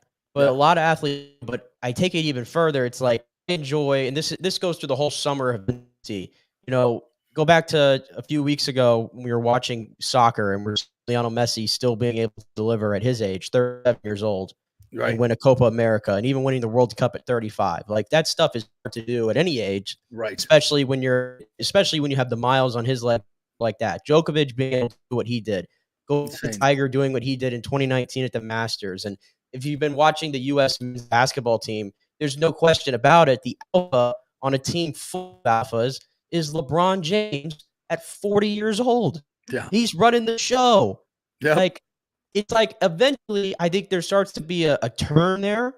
When they get older and they're still great, I think people start to step back and go, okay, I respect your greatness. And that's especially where I'm at. Because I'm a fan. We're all fans. We all go through periods where we're like, oh, I'm tired of seeing this guy win. But when they get older, you start to, I think, root them even more. Sure. Yeah. And I think that's where I'm at. The last time we see, Djokovic win something major, I think it will be. Yeah. It's very possible it could. And the emotion he mentioned, he doesn't show a lot of emotion. And he even said, I think yesterday, I've done everything you can in tennis, but this is like the highlight of my career. Scotty Scheffler yesterday on the pod. How are you moved by watching the national anthem playing there at Le Golf National, I think it's called. Yeah. And there's Scotty Scheffler on the podium, and he's in tears. And Scotty Scheffler is always been the most stoic guy. He truly gets it. This is not what defines me. This is my job, and this I provide for my family and everything. And clearly it paid very well, especially when you're as good as Scotty Scheffler is. Mm-hmm. But the fact that of all things is what moved him to tears was winning a gold medal for his country. What the Olympics is all about. And just the year he's had, six PGA Tour wins, another gold jacket, his performance in the signature event, a gold medal. He got arrested. He had a baby boy. This guy has had a year, okay? A year. It's crazy. But seeing him yesterday, he enters the Sunday, like you said, a 0.5 chance to win or something? Yeah, he's 4 shots back. Jon Rahm gets off to this amazing start, birdie 6 of the first 10 holes. He's up to 20 on, and he just has a collapse for the ages. Yeah. A collapse for the ages. And I tell you what, AP, I think John just lost his edge. And I think we could point to the moment where it seemed like he lost his edge, because obviously we don't watch him week in and week out anymore. Where do you think that you so you're saying not playing against the best and deepest field in golf each and every week on the PGA Tour doesn't sharpen your skills as much as playing in the Carnival Tour with your short con and the dancing girls? No, it just seems like he's big moments. Well, it was probably 18 holes more than he's used to playing. Yeah. It just seems like and he did falter on that last 9. He did. He's just pressing a lot in these big moments. He's not as calm, it looks like, as he used to be. He's very tight. Why is that? Because he knows he effed up. He knows he went against all of his core beliefs that he espoused for his entire life and for 2 years of the LIV controversy. Everything he said, he finally gave in and took the money. And he knows in the back of his head or in the front of his head or all over his head that was the wrong decision. And so when he gets in these situations, he collapses because his brain is not right. And when he fixes it, when he rewires himself and gets back on the PGA Tour, hopefully not in the far too distant future, then you'll see the old Jon Rahm return, because right now he is a mental mess. How do you make a 7 on the Jon Rahm? A 7 on the easiest par 5 on the course. A 7. Making a par would have been disastrous. Making a 7 is like you just pissed away every medal. It was the difference between winning a medal and going home 5th. And like he said, he felt like he let his country down. You can't tell me. I've watched him play for far too long. You can't tell me that that's not the issue. It's all mental, because he knows he compromised all of his values for money. And when you do that, that makes you a fraud. And everybody sees it. And everybody knows it, and you know it more than anybody. And that's the problem for him. And I hate to see it, because I love Jon Rahm. And just get a simple solution, my friend. Give whatever money you have to give back, or, most of these big deals are 10-year deals. I'm sure they can get out of it. If they sign something that they can't, boy, that would be really. He just always seemed like, of all the guys who were there, and yes, a lot of them have success still. Like DeChambeau obviously just had a fantastic year. But Rahm he was an original defector, right. That was always his thing. So right, but it just feels like, of all the guys who went over, Rahm has been the one that just seems the most uncomfortable with everything. Even though he's the one that's making the most money. Right. And it was the most surprising one too. By the way, let's not take anything away from Scotty Scheffler. No. Shoot a 62 in that moment. Yeah, shot a 29 on the back. Hits it to 2 feet, then almost knocks it in, hits it to 13 inches, then hits it to 7 feet, and then makes a 17-footer. And then Tommy Fleetwood, who was tied with him on 17, channeled his inner JP and sculls it right over right 30 feet past the hole. He gets that up and down and pars 18. Then, he's in a playoff with Scotty Scheffler. So a little bit of a choke job there from Tommy. He's another player, though. I think he's been in the mix for so many wins in his career, and he just doesn't have that finish. No. Doesn't have that finish quality. But Scheffler, it has to be like, I know Scheffler, I don't think he's like as intimidating nearly as much as like a Tiger would. Like, if you're going head to head with Tiger in a situation like that, chances are we know you're folding. Scotty doesn't have that sort of like aura to him, I don't think. But it's just that that he's not going to make a mistake. Exactly. That's his aura. That's the old Jack Nicklaus thing. He always said, I had more championships given to me than I went out and won, because he would stick to his, he would shoot 69. Oh, and by the way, everybody else is trying to shoot 61 and takes them right out of their game. Yeah. Oh, and by the way, when you sink an 18-foot, birdie on 17 there, we've already talked about that. If Scotty Scheffler literally just putts average, like, he's never going to lose the tournament. No. But when he's sinking 18-foot putts with that pressure packed situation, it's great. But yeah, golf was like, again, golf is one of those sports. I think there was a long layoff there, right, when golf was not in the Olympics, and this is only the third time it's been back in a long time. Yeah. And this is the first time we had like the great players all playing. And it just feels like we added a fifth major. Yeah, absolutely. In 4 years. Absolutely. And the great part is, it's funny because it's like only 3 places matter. Like you don't get paid for the rest. You don't get, it's just like the top 3, that's it. And we almost had the dual playoff. We almost had because if Fleetwood pars 17, then we have a playoff for the gold and silver, and then we'd had a playoff for the bronze as well. Bronze, we could have could have had dual playoffs, but it didn't work out that way. Yeah. And the other thing to the point about pressure, and you think pressure, but my heart aches for Tom. He was, I don't know if you saw that, he was in the scoring trailer, and he touched that. I think maybe Matsuyama maybe that took the spot there on the podium. Yeah. And Tom Kim started breaking down in tears. And I think because of the rules over there in South Korea, if he would have medaled, he would have avoided having to have military service. And, it was devastating for Tom Kim and everything. So, again, you talk about pressure. Yeah, he has to now. There's certain exceptions in South Korea, from what I was reading yesterday, and I think medaling, makes you exempt. In a sport, gets you out of it. Oh, yeah, dude. Fell out of the medal contention. He just was like, wow. So I mean, the pressure that these guys are going through. That's a penalty. Oof. Wow. Yeah, that's no bueno at all. Yikes. All right, we'll take a break. I want to get to this question from James about ESPN and ACC. By the way, I've tried to find it. I have not seen, James, where ESPN has said they're extending the grant of rights deal for the ACC. I've not been able to find that. So if you have a link, send it to me. I know there's talk of it, but I don't think they've actually done it. So let me know. I want to hit that question, though, because there's a couple things that came out last week that we need to kind of reiterate in terms of what that deal says. They got the contract out. The heavily redacted contract has been released.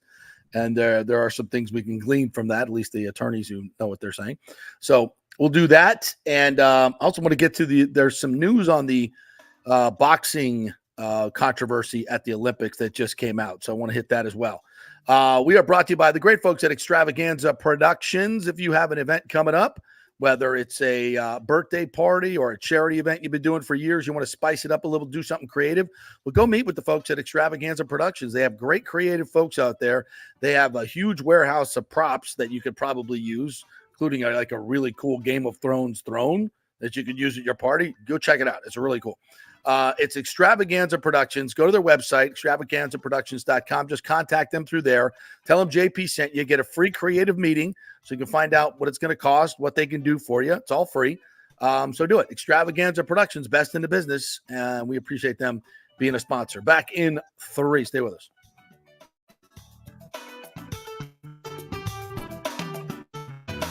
JP here for the Jeeves Law Group and my man, Scott Jeeves. If you're going to hire an attorney, do you want some guy looking for a quick settlement and a quick buck, or do you want an attorney with some chops? Scott is a board-certified civil trial lawyer and a certified circuit court mediator. Been practicing in the Tampa Bay area for over 30 years. He is a peer-reviewed AV preeminent-rated civil trial lawyer. They just don't hand out those classifications. He's been the lead class action counsel on many complex consumer protection cases and has handled hundreds of serious personal injury cases. He's dedicated his career to protecting injured victims and is committed to vigorously representing you.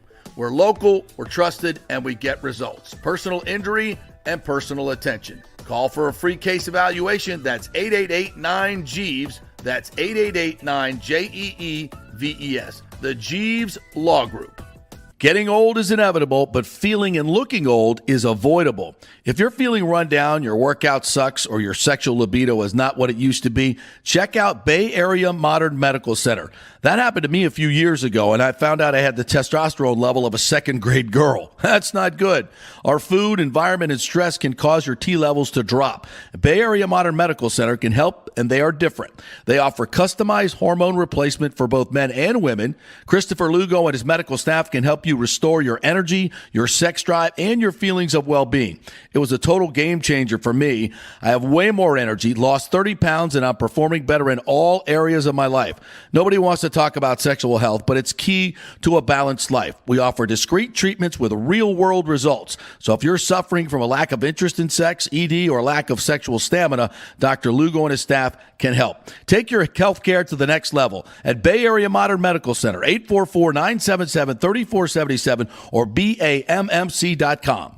JP here to ask the question, are you planning an event, meeting, or conference? If so, you'll want to call the designers and production professionals at Extravaganza Productions Incorporated. With over 35 years of experience in the events industry, designing and producing every type of small to large event, they can provide a huge resource for design ideas, audio, visual, sound, lighting, decor, and entertainment to turn your event into an incredible experience for the entire audience. Folks, I've worked up close and personal with this group at many national events and Tampa events, and they have unique capabilities that help you save time and money in the planning and execution of your next event. Don't delay. Call these pros today at 813-621-4700 or check out their website at extravaganzaproductions.com. Tell them JP sent you, and they'll provide a free initial consultation for your event. Extravaganza Productions, the best of the business.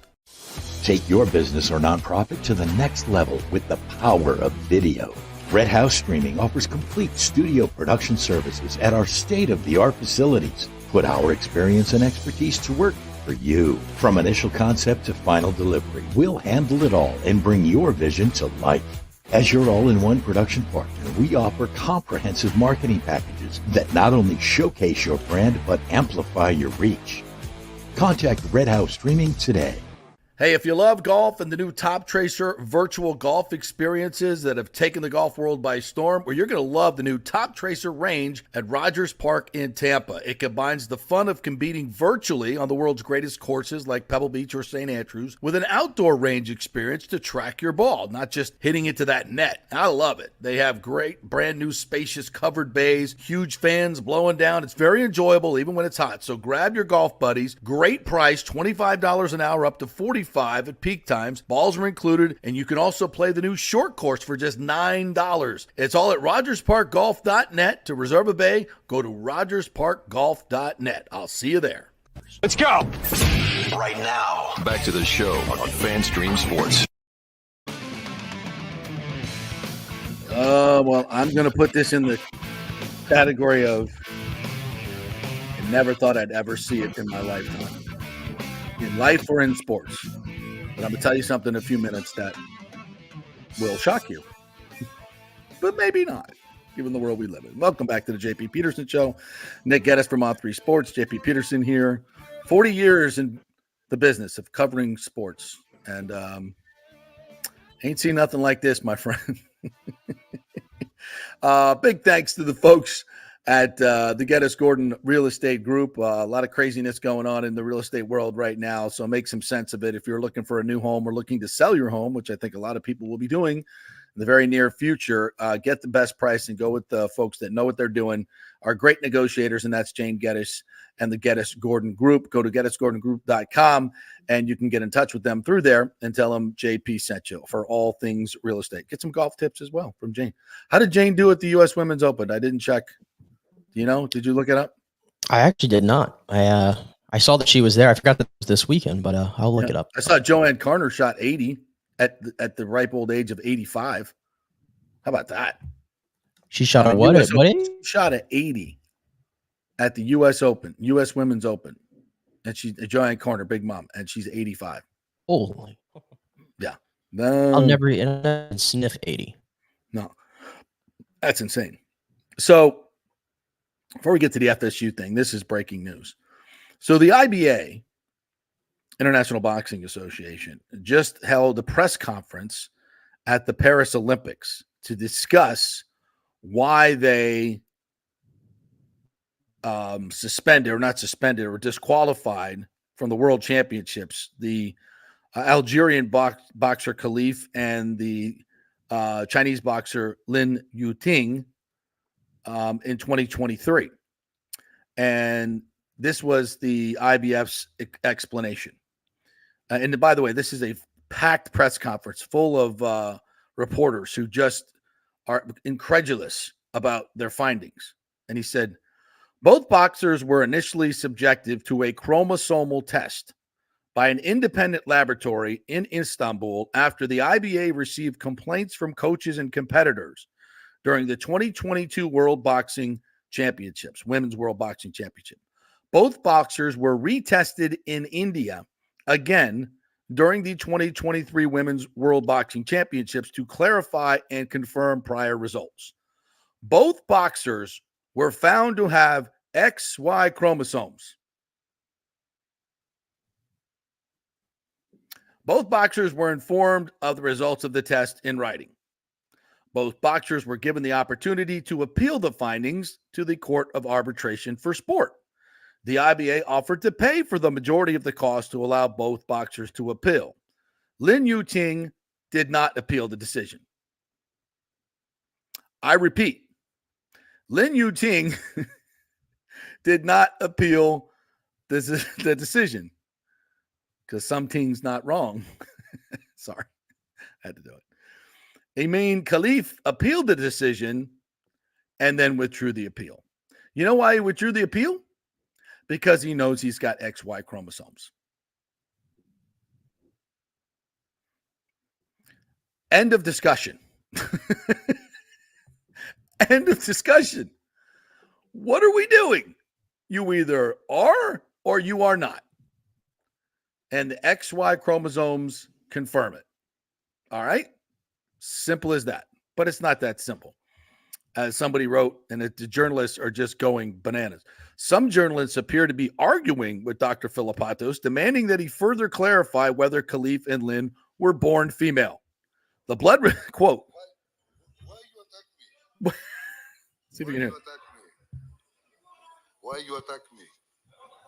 Okay, I speak. You want to speak? They're arguing with him. I try to say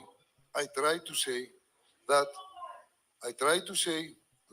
the medical result, blood result, looks and say the laboratories that this boxer is male. I am as doctor. I want to represent myself a little bit. I'm sorry to bother you, but you must know the truth, and you must know who I am. Because, I don't know, perhaps after this interview, you will hear other things. So, I am about 59 years old, 30 years doctor practice. I am obstetric gynecologist, general surgeon, and specialist in IVF, in vitro fertilization. And of course, in my genetic department. So that means many things. I don't want to speak too much medicine to you. I don't want to bother you, but many times, for many couples, I prepare babies. Men, woman. I know that the President Bach, I respect him. He's the president from the International Olympic Committee. IOC I president. understand everything. I know that he say the science is poor. Science is poor. For me, science is not poor. Perhaps the doctors must speak. Perhaps the doctors must speak. Medicine is knowledge, is not opinion. It's knowledge, not Knowledge. opinion. I know that who is woman and man, one passport can give to us the opportunity to be men. And tomorrow, when I go back to Athens, it's possible to go to my government to say, please, I am free man. I want to change my name. And from Ioannis Philippatos to be Ioanna Philippatou. Will be happened. That means I am woman tomorrow. Please. The nature and the biological watch, no change. All right. See, I think you understand that. So that's the doctor who basically gave all his qualifications. And it's simple, folks. And I don't care who's telling you what. If you have a XY chromosome, you are not born female. You are born male. That is the science. What's interesting is the portion of people that always yell about science denying when it's not in their favor are like, it's not that simple. It is that simple. It's XY. It's a male. and one of the boxers didn't even challenge it, and the other boxer challenged it and then dropped his appeal. And what is the IOC's definition? Well, the IOC said it's not that simple. So which governing body you want to go with? The one that's doing the chromosome tests, or the one that wants to be a political, make a political show of this? You decide. Bottom line is, as Brooke Bennett said, the IOC's job is to protect the athletes and provide a fair and safe competition. And they are doing neither in this case, with boxing or with the triathletes swimming in the River Pooh. So get it right. Get it right, IOC. And what is with an absolutely packed group of press conference of reporters who are supposed to be interested in the facts, not opinion, but the facts? The dude's up there saying it's XY chromosome. We tested them twice. We paid for all of it. Independent labs. They were able to appeal it, and they didn't, or drop the appeal. What are we even arguing about? Oh, but he was born female. What does that mean? Please, was born with female parts. Really? Were you there? Because I wasn't. Were you? Were there any of the reporters there when it happened? Or did maybe those female parts come later in life? I don't know. And I don't want to know. And I really don't care, for that matter. I care what's the chromosome. Born male or female. End of discussion.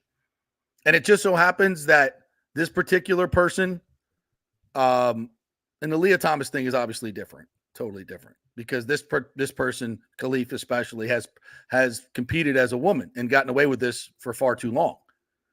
But suddenly that's the other boxers who are in the ring, and all the other coaches who have been in women's boxing all their lives know that it's a man, and it's confirmed by the XY test. That you still want to argue it. You still want to argue it because of news reports that they were born with female parts. Okay. We'll have to agree to disagree. And again, I don't care. Like, transgender, this doesn't mean you're against transgender people. It means you're for keeping women's sports, is what it means. I'm pro women competing against women. I'm pro keeping women's sports the amazing thing that it is and has become, by the way. I mean, look at the explosion in women's sports. I've never watched so many women's sports in my life. I grew up, I would never watch women's sports. Then I got into the Olympics. Then I got into tennis. And then I got into all these things. I'm like, wow. And now women's sports has never been better. It's never been more fun to watch. Olympics, golf, tennis, basketball, some basketball. All of it. Tremendous. Soccer. And now we're going to F it up with all this nonsense. Well, there you go. I don't know if you have anything to say about that. Not really. Yeah, you'd rather not. All right, let's move on. If you guys have any questions about that, you just tell me. Scott or James said you didn't answer, JP. Could stadium deal be scuttled by new ownership? I've asked that question to attorneys who've looked at the deal, and I've gotten the first things that attorneys will say is that any contract can be disputed. And, could a new ownership group come in and say, we don't want to build there, and, you haven't started, shovels have not gone in the ground. No, we're not interested in doing it. And yeah, I would think, yeah, sure. If you get lawyers, and there's some that can interpret the agreements as saying the stadium financing agreement is separate from the development. There's 12 different agreements in the vote that went through. There are things that the Rays went to the mat for, like there's a non-relocation clause in there, but it doesn't mean you have to build a stadium. So the new ownership group said, yeah, we'll stay, but we're going to play at Tropicana Field. Okay. Are we going to play at Al Lang? Are we going to play somewhere in St. Pete?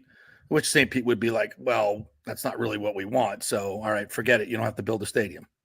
There's a lot of different things that could happen, and I'm not just bringing this up out of pie in the sky, folks. There are people still trying to buy the Rays. That's reported by the New York Post last week that another deal went through or was being considered while the Rays were telling St. Petersburg that they were here to stay. They were negotiating with a group in Tampa that didn't want to build in St. Pete. That's something we reported 6 months ago. And then, there's the other buyer that has come forward as well that I spoke with. So who knows? Has that buyer gone away? I don't know. I haven't spoken to him since the vote. I've tried to, but I haven't been able to. So who knows if it's still, I think there's a long way to go. I will say that. I still think there's a very long way to go. But again, I hope it all works out. I think it's good. Great for St. Pete if it all works out. All right. The FSU stuff. Actually, we probably need to hit one more. How many breaks? We hit the 4 breaks? Yeah, we're all good. We're all okay. Good. All right. So James said, I heard it was just like you wondering if they do extend, does it mean FSU pays a reasonable fee or exit, or do they get screwed? Well, I think what we learned last week in the heavily redacted documents, like it's a nuclear secret, this ESPN ACC agreement, most ridiculous thing ever, is that the ESPN has in 2026, they have the right to extend the grant of rights agreement to 2036. Okay. If they opt in, there was some question whether there would have to be a 2/3 vote or the commissioner could just rubber stamp it. Now, why a commissioner would just rubber stamp it at, 50 cents on the dollar is a little questionable. Maybe that's why everything is so heavily redacted. But more than that, if FSU and Clemson declare before August 15th that they're leaving the conference, I think we talked about this a few months ago. I think it's a great big game of chicken, to be quite honest. So if FSU and Clemson say we're leaving, and if they can pull Miami, North Carolina with them, even better. If they say they're leaving, even at 50 cents on the dollar, that agreement with the ACC is not worth it to ESPN because those teams are so dominant in terms of what they can sell in the media rights. The Pittsburgh football media rights aren't worth that much, and neither is Boston College's. So it wouldn't behoove ESPN, who was already hemorrhaging cash, to extend another 2 years, $1 billion or whatever billion dollars it is, to the ACC for another 11 years without Florida State and Clemson. So, but if Florida State and Clemson leave and they have nowhere to go, then they're kind of screwed. So it's kind of a game of chicken. And I think ESPN saying, oh, we're going to pick up the grant of rights is just them saying, trying to play the game of chicken and keep coming down the road at FSU. Oh, no, we fully plan on going forward. But if those two leave, that would be a financial disaster for them to do that. So I think that's all part of it.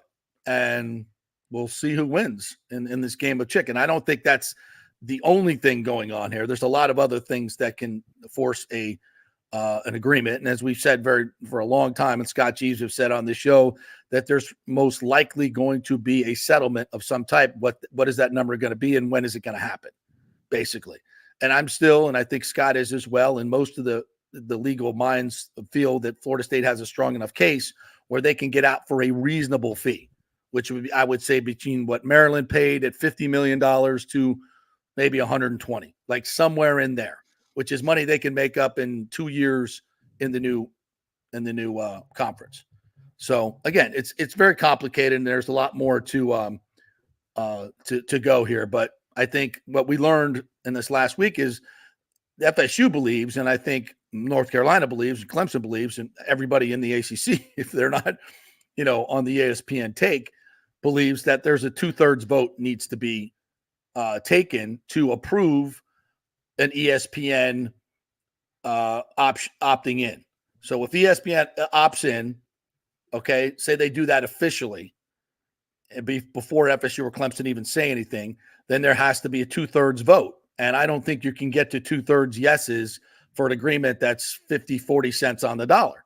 I know Clemson, FSU, North Carolina, Miami, those four for sure. I'd throw Virginia in there as well. What athletic director in their right mind is going to vote for that? So I think, and the way many lawyers read that contract is, it needs to be a 2/3 vote. And maybe this is what ESPN was so afraid of, that that would get out into the public, and these, all these athletic directors or administrators that they've already talked into doing this ridiculous deal with, could kind of hide and skate. But if they're publicly out there and they have to vote yes on an agreement that bad, then I think all of their fans will revolt, and it makes it a very public show. So I just don't think you can get 2/3 of the votes.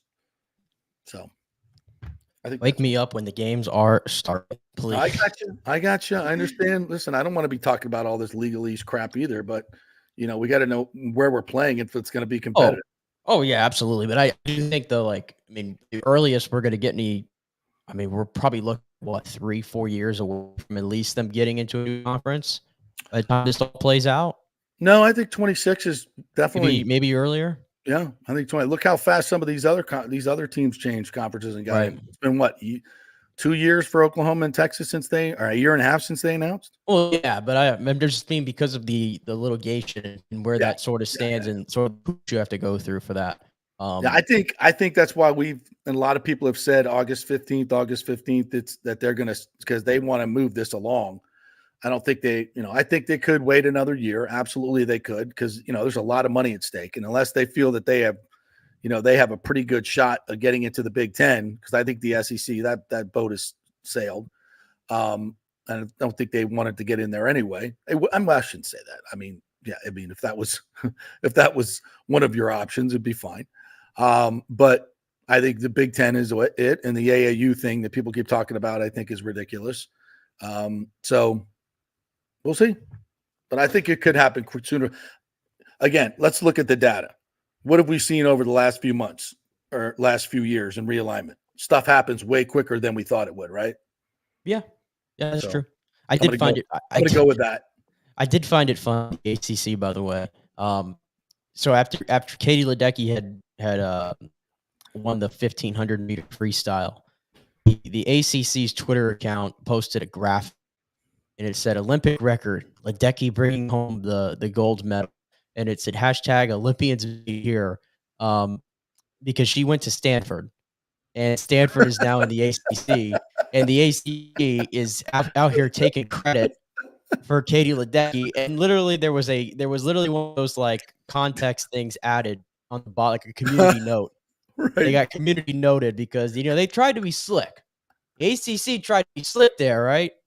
That's so ACC. Olympians made here, and not so quite. Not so quite. So Jim Phillips. Which, by the way, speaking of that, I think I saw yesterday, the Florida Gators are 12th in the official medal count. They were a country.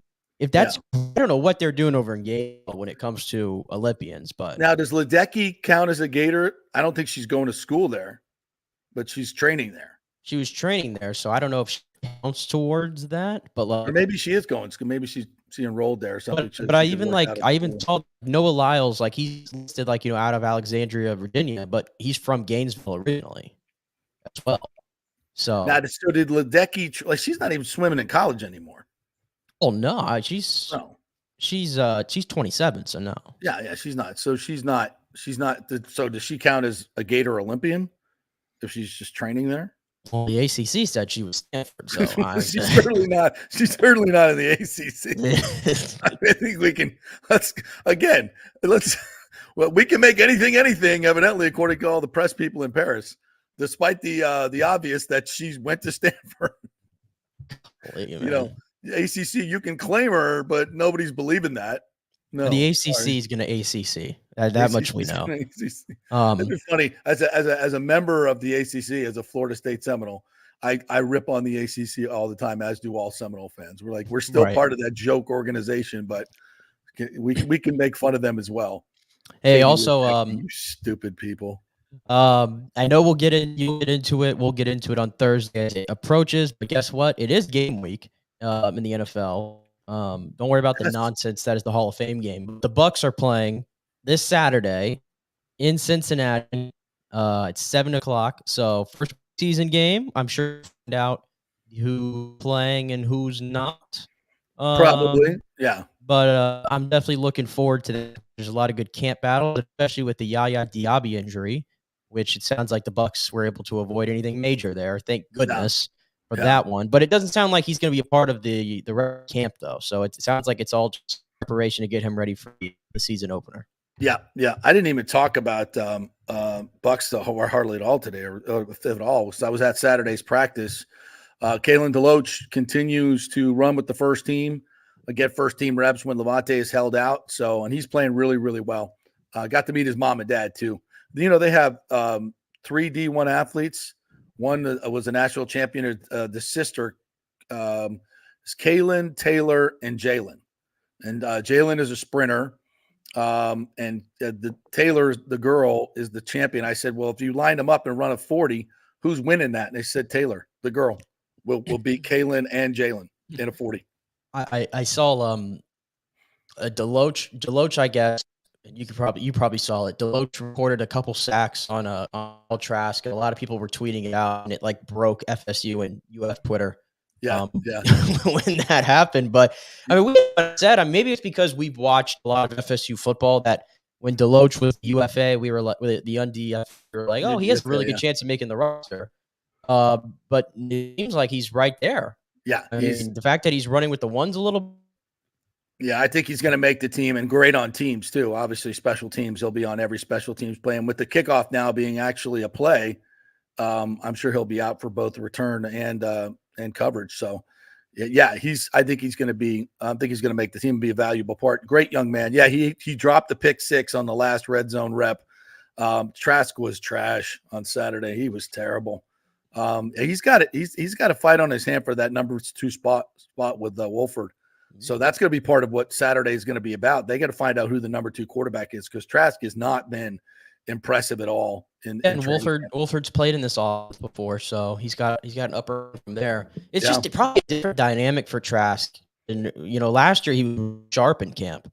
Yeah, at least at the beginning. Very sharp. Yeah, to my eye, dramatically regressed. So. All right, that'll do it for us today. Thanks to Brooke Bennett. Great segment with her in the beginning of the show. If you missed that, rewind, check it out. She came on at 10:05. Great Olympic segment with her. We talked about all the controversies and all the incredible performances. So check that out. Check her out on WFLAnow.com. She's doing an 11 o'clock podcast with her partner over in Paris as well. So check that out whenever you get an opportunity to, WFLAnow.com. Thank you, Nick. Appreciate you struggling through the Wi-Fi issues. We will see you guys tomorrow live from Bucks Camp. See you then.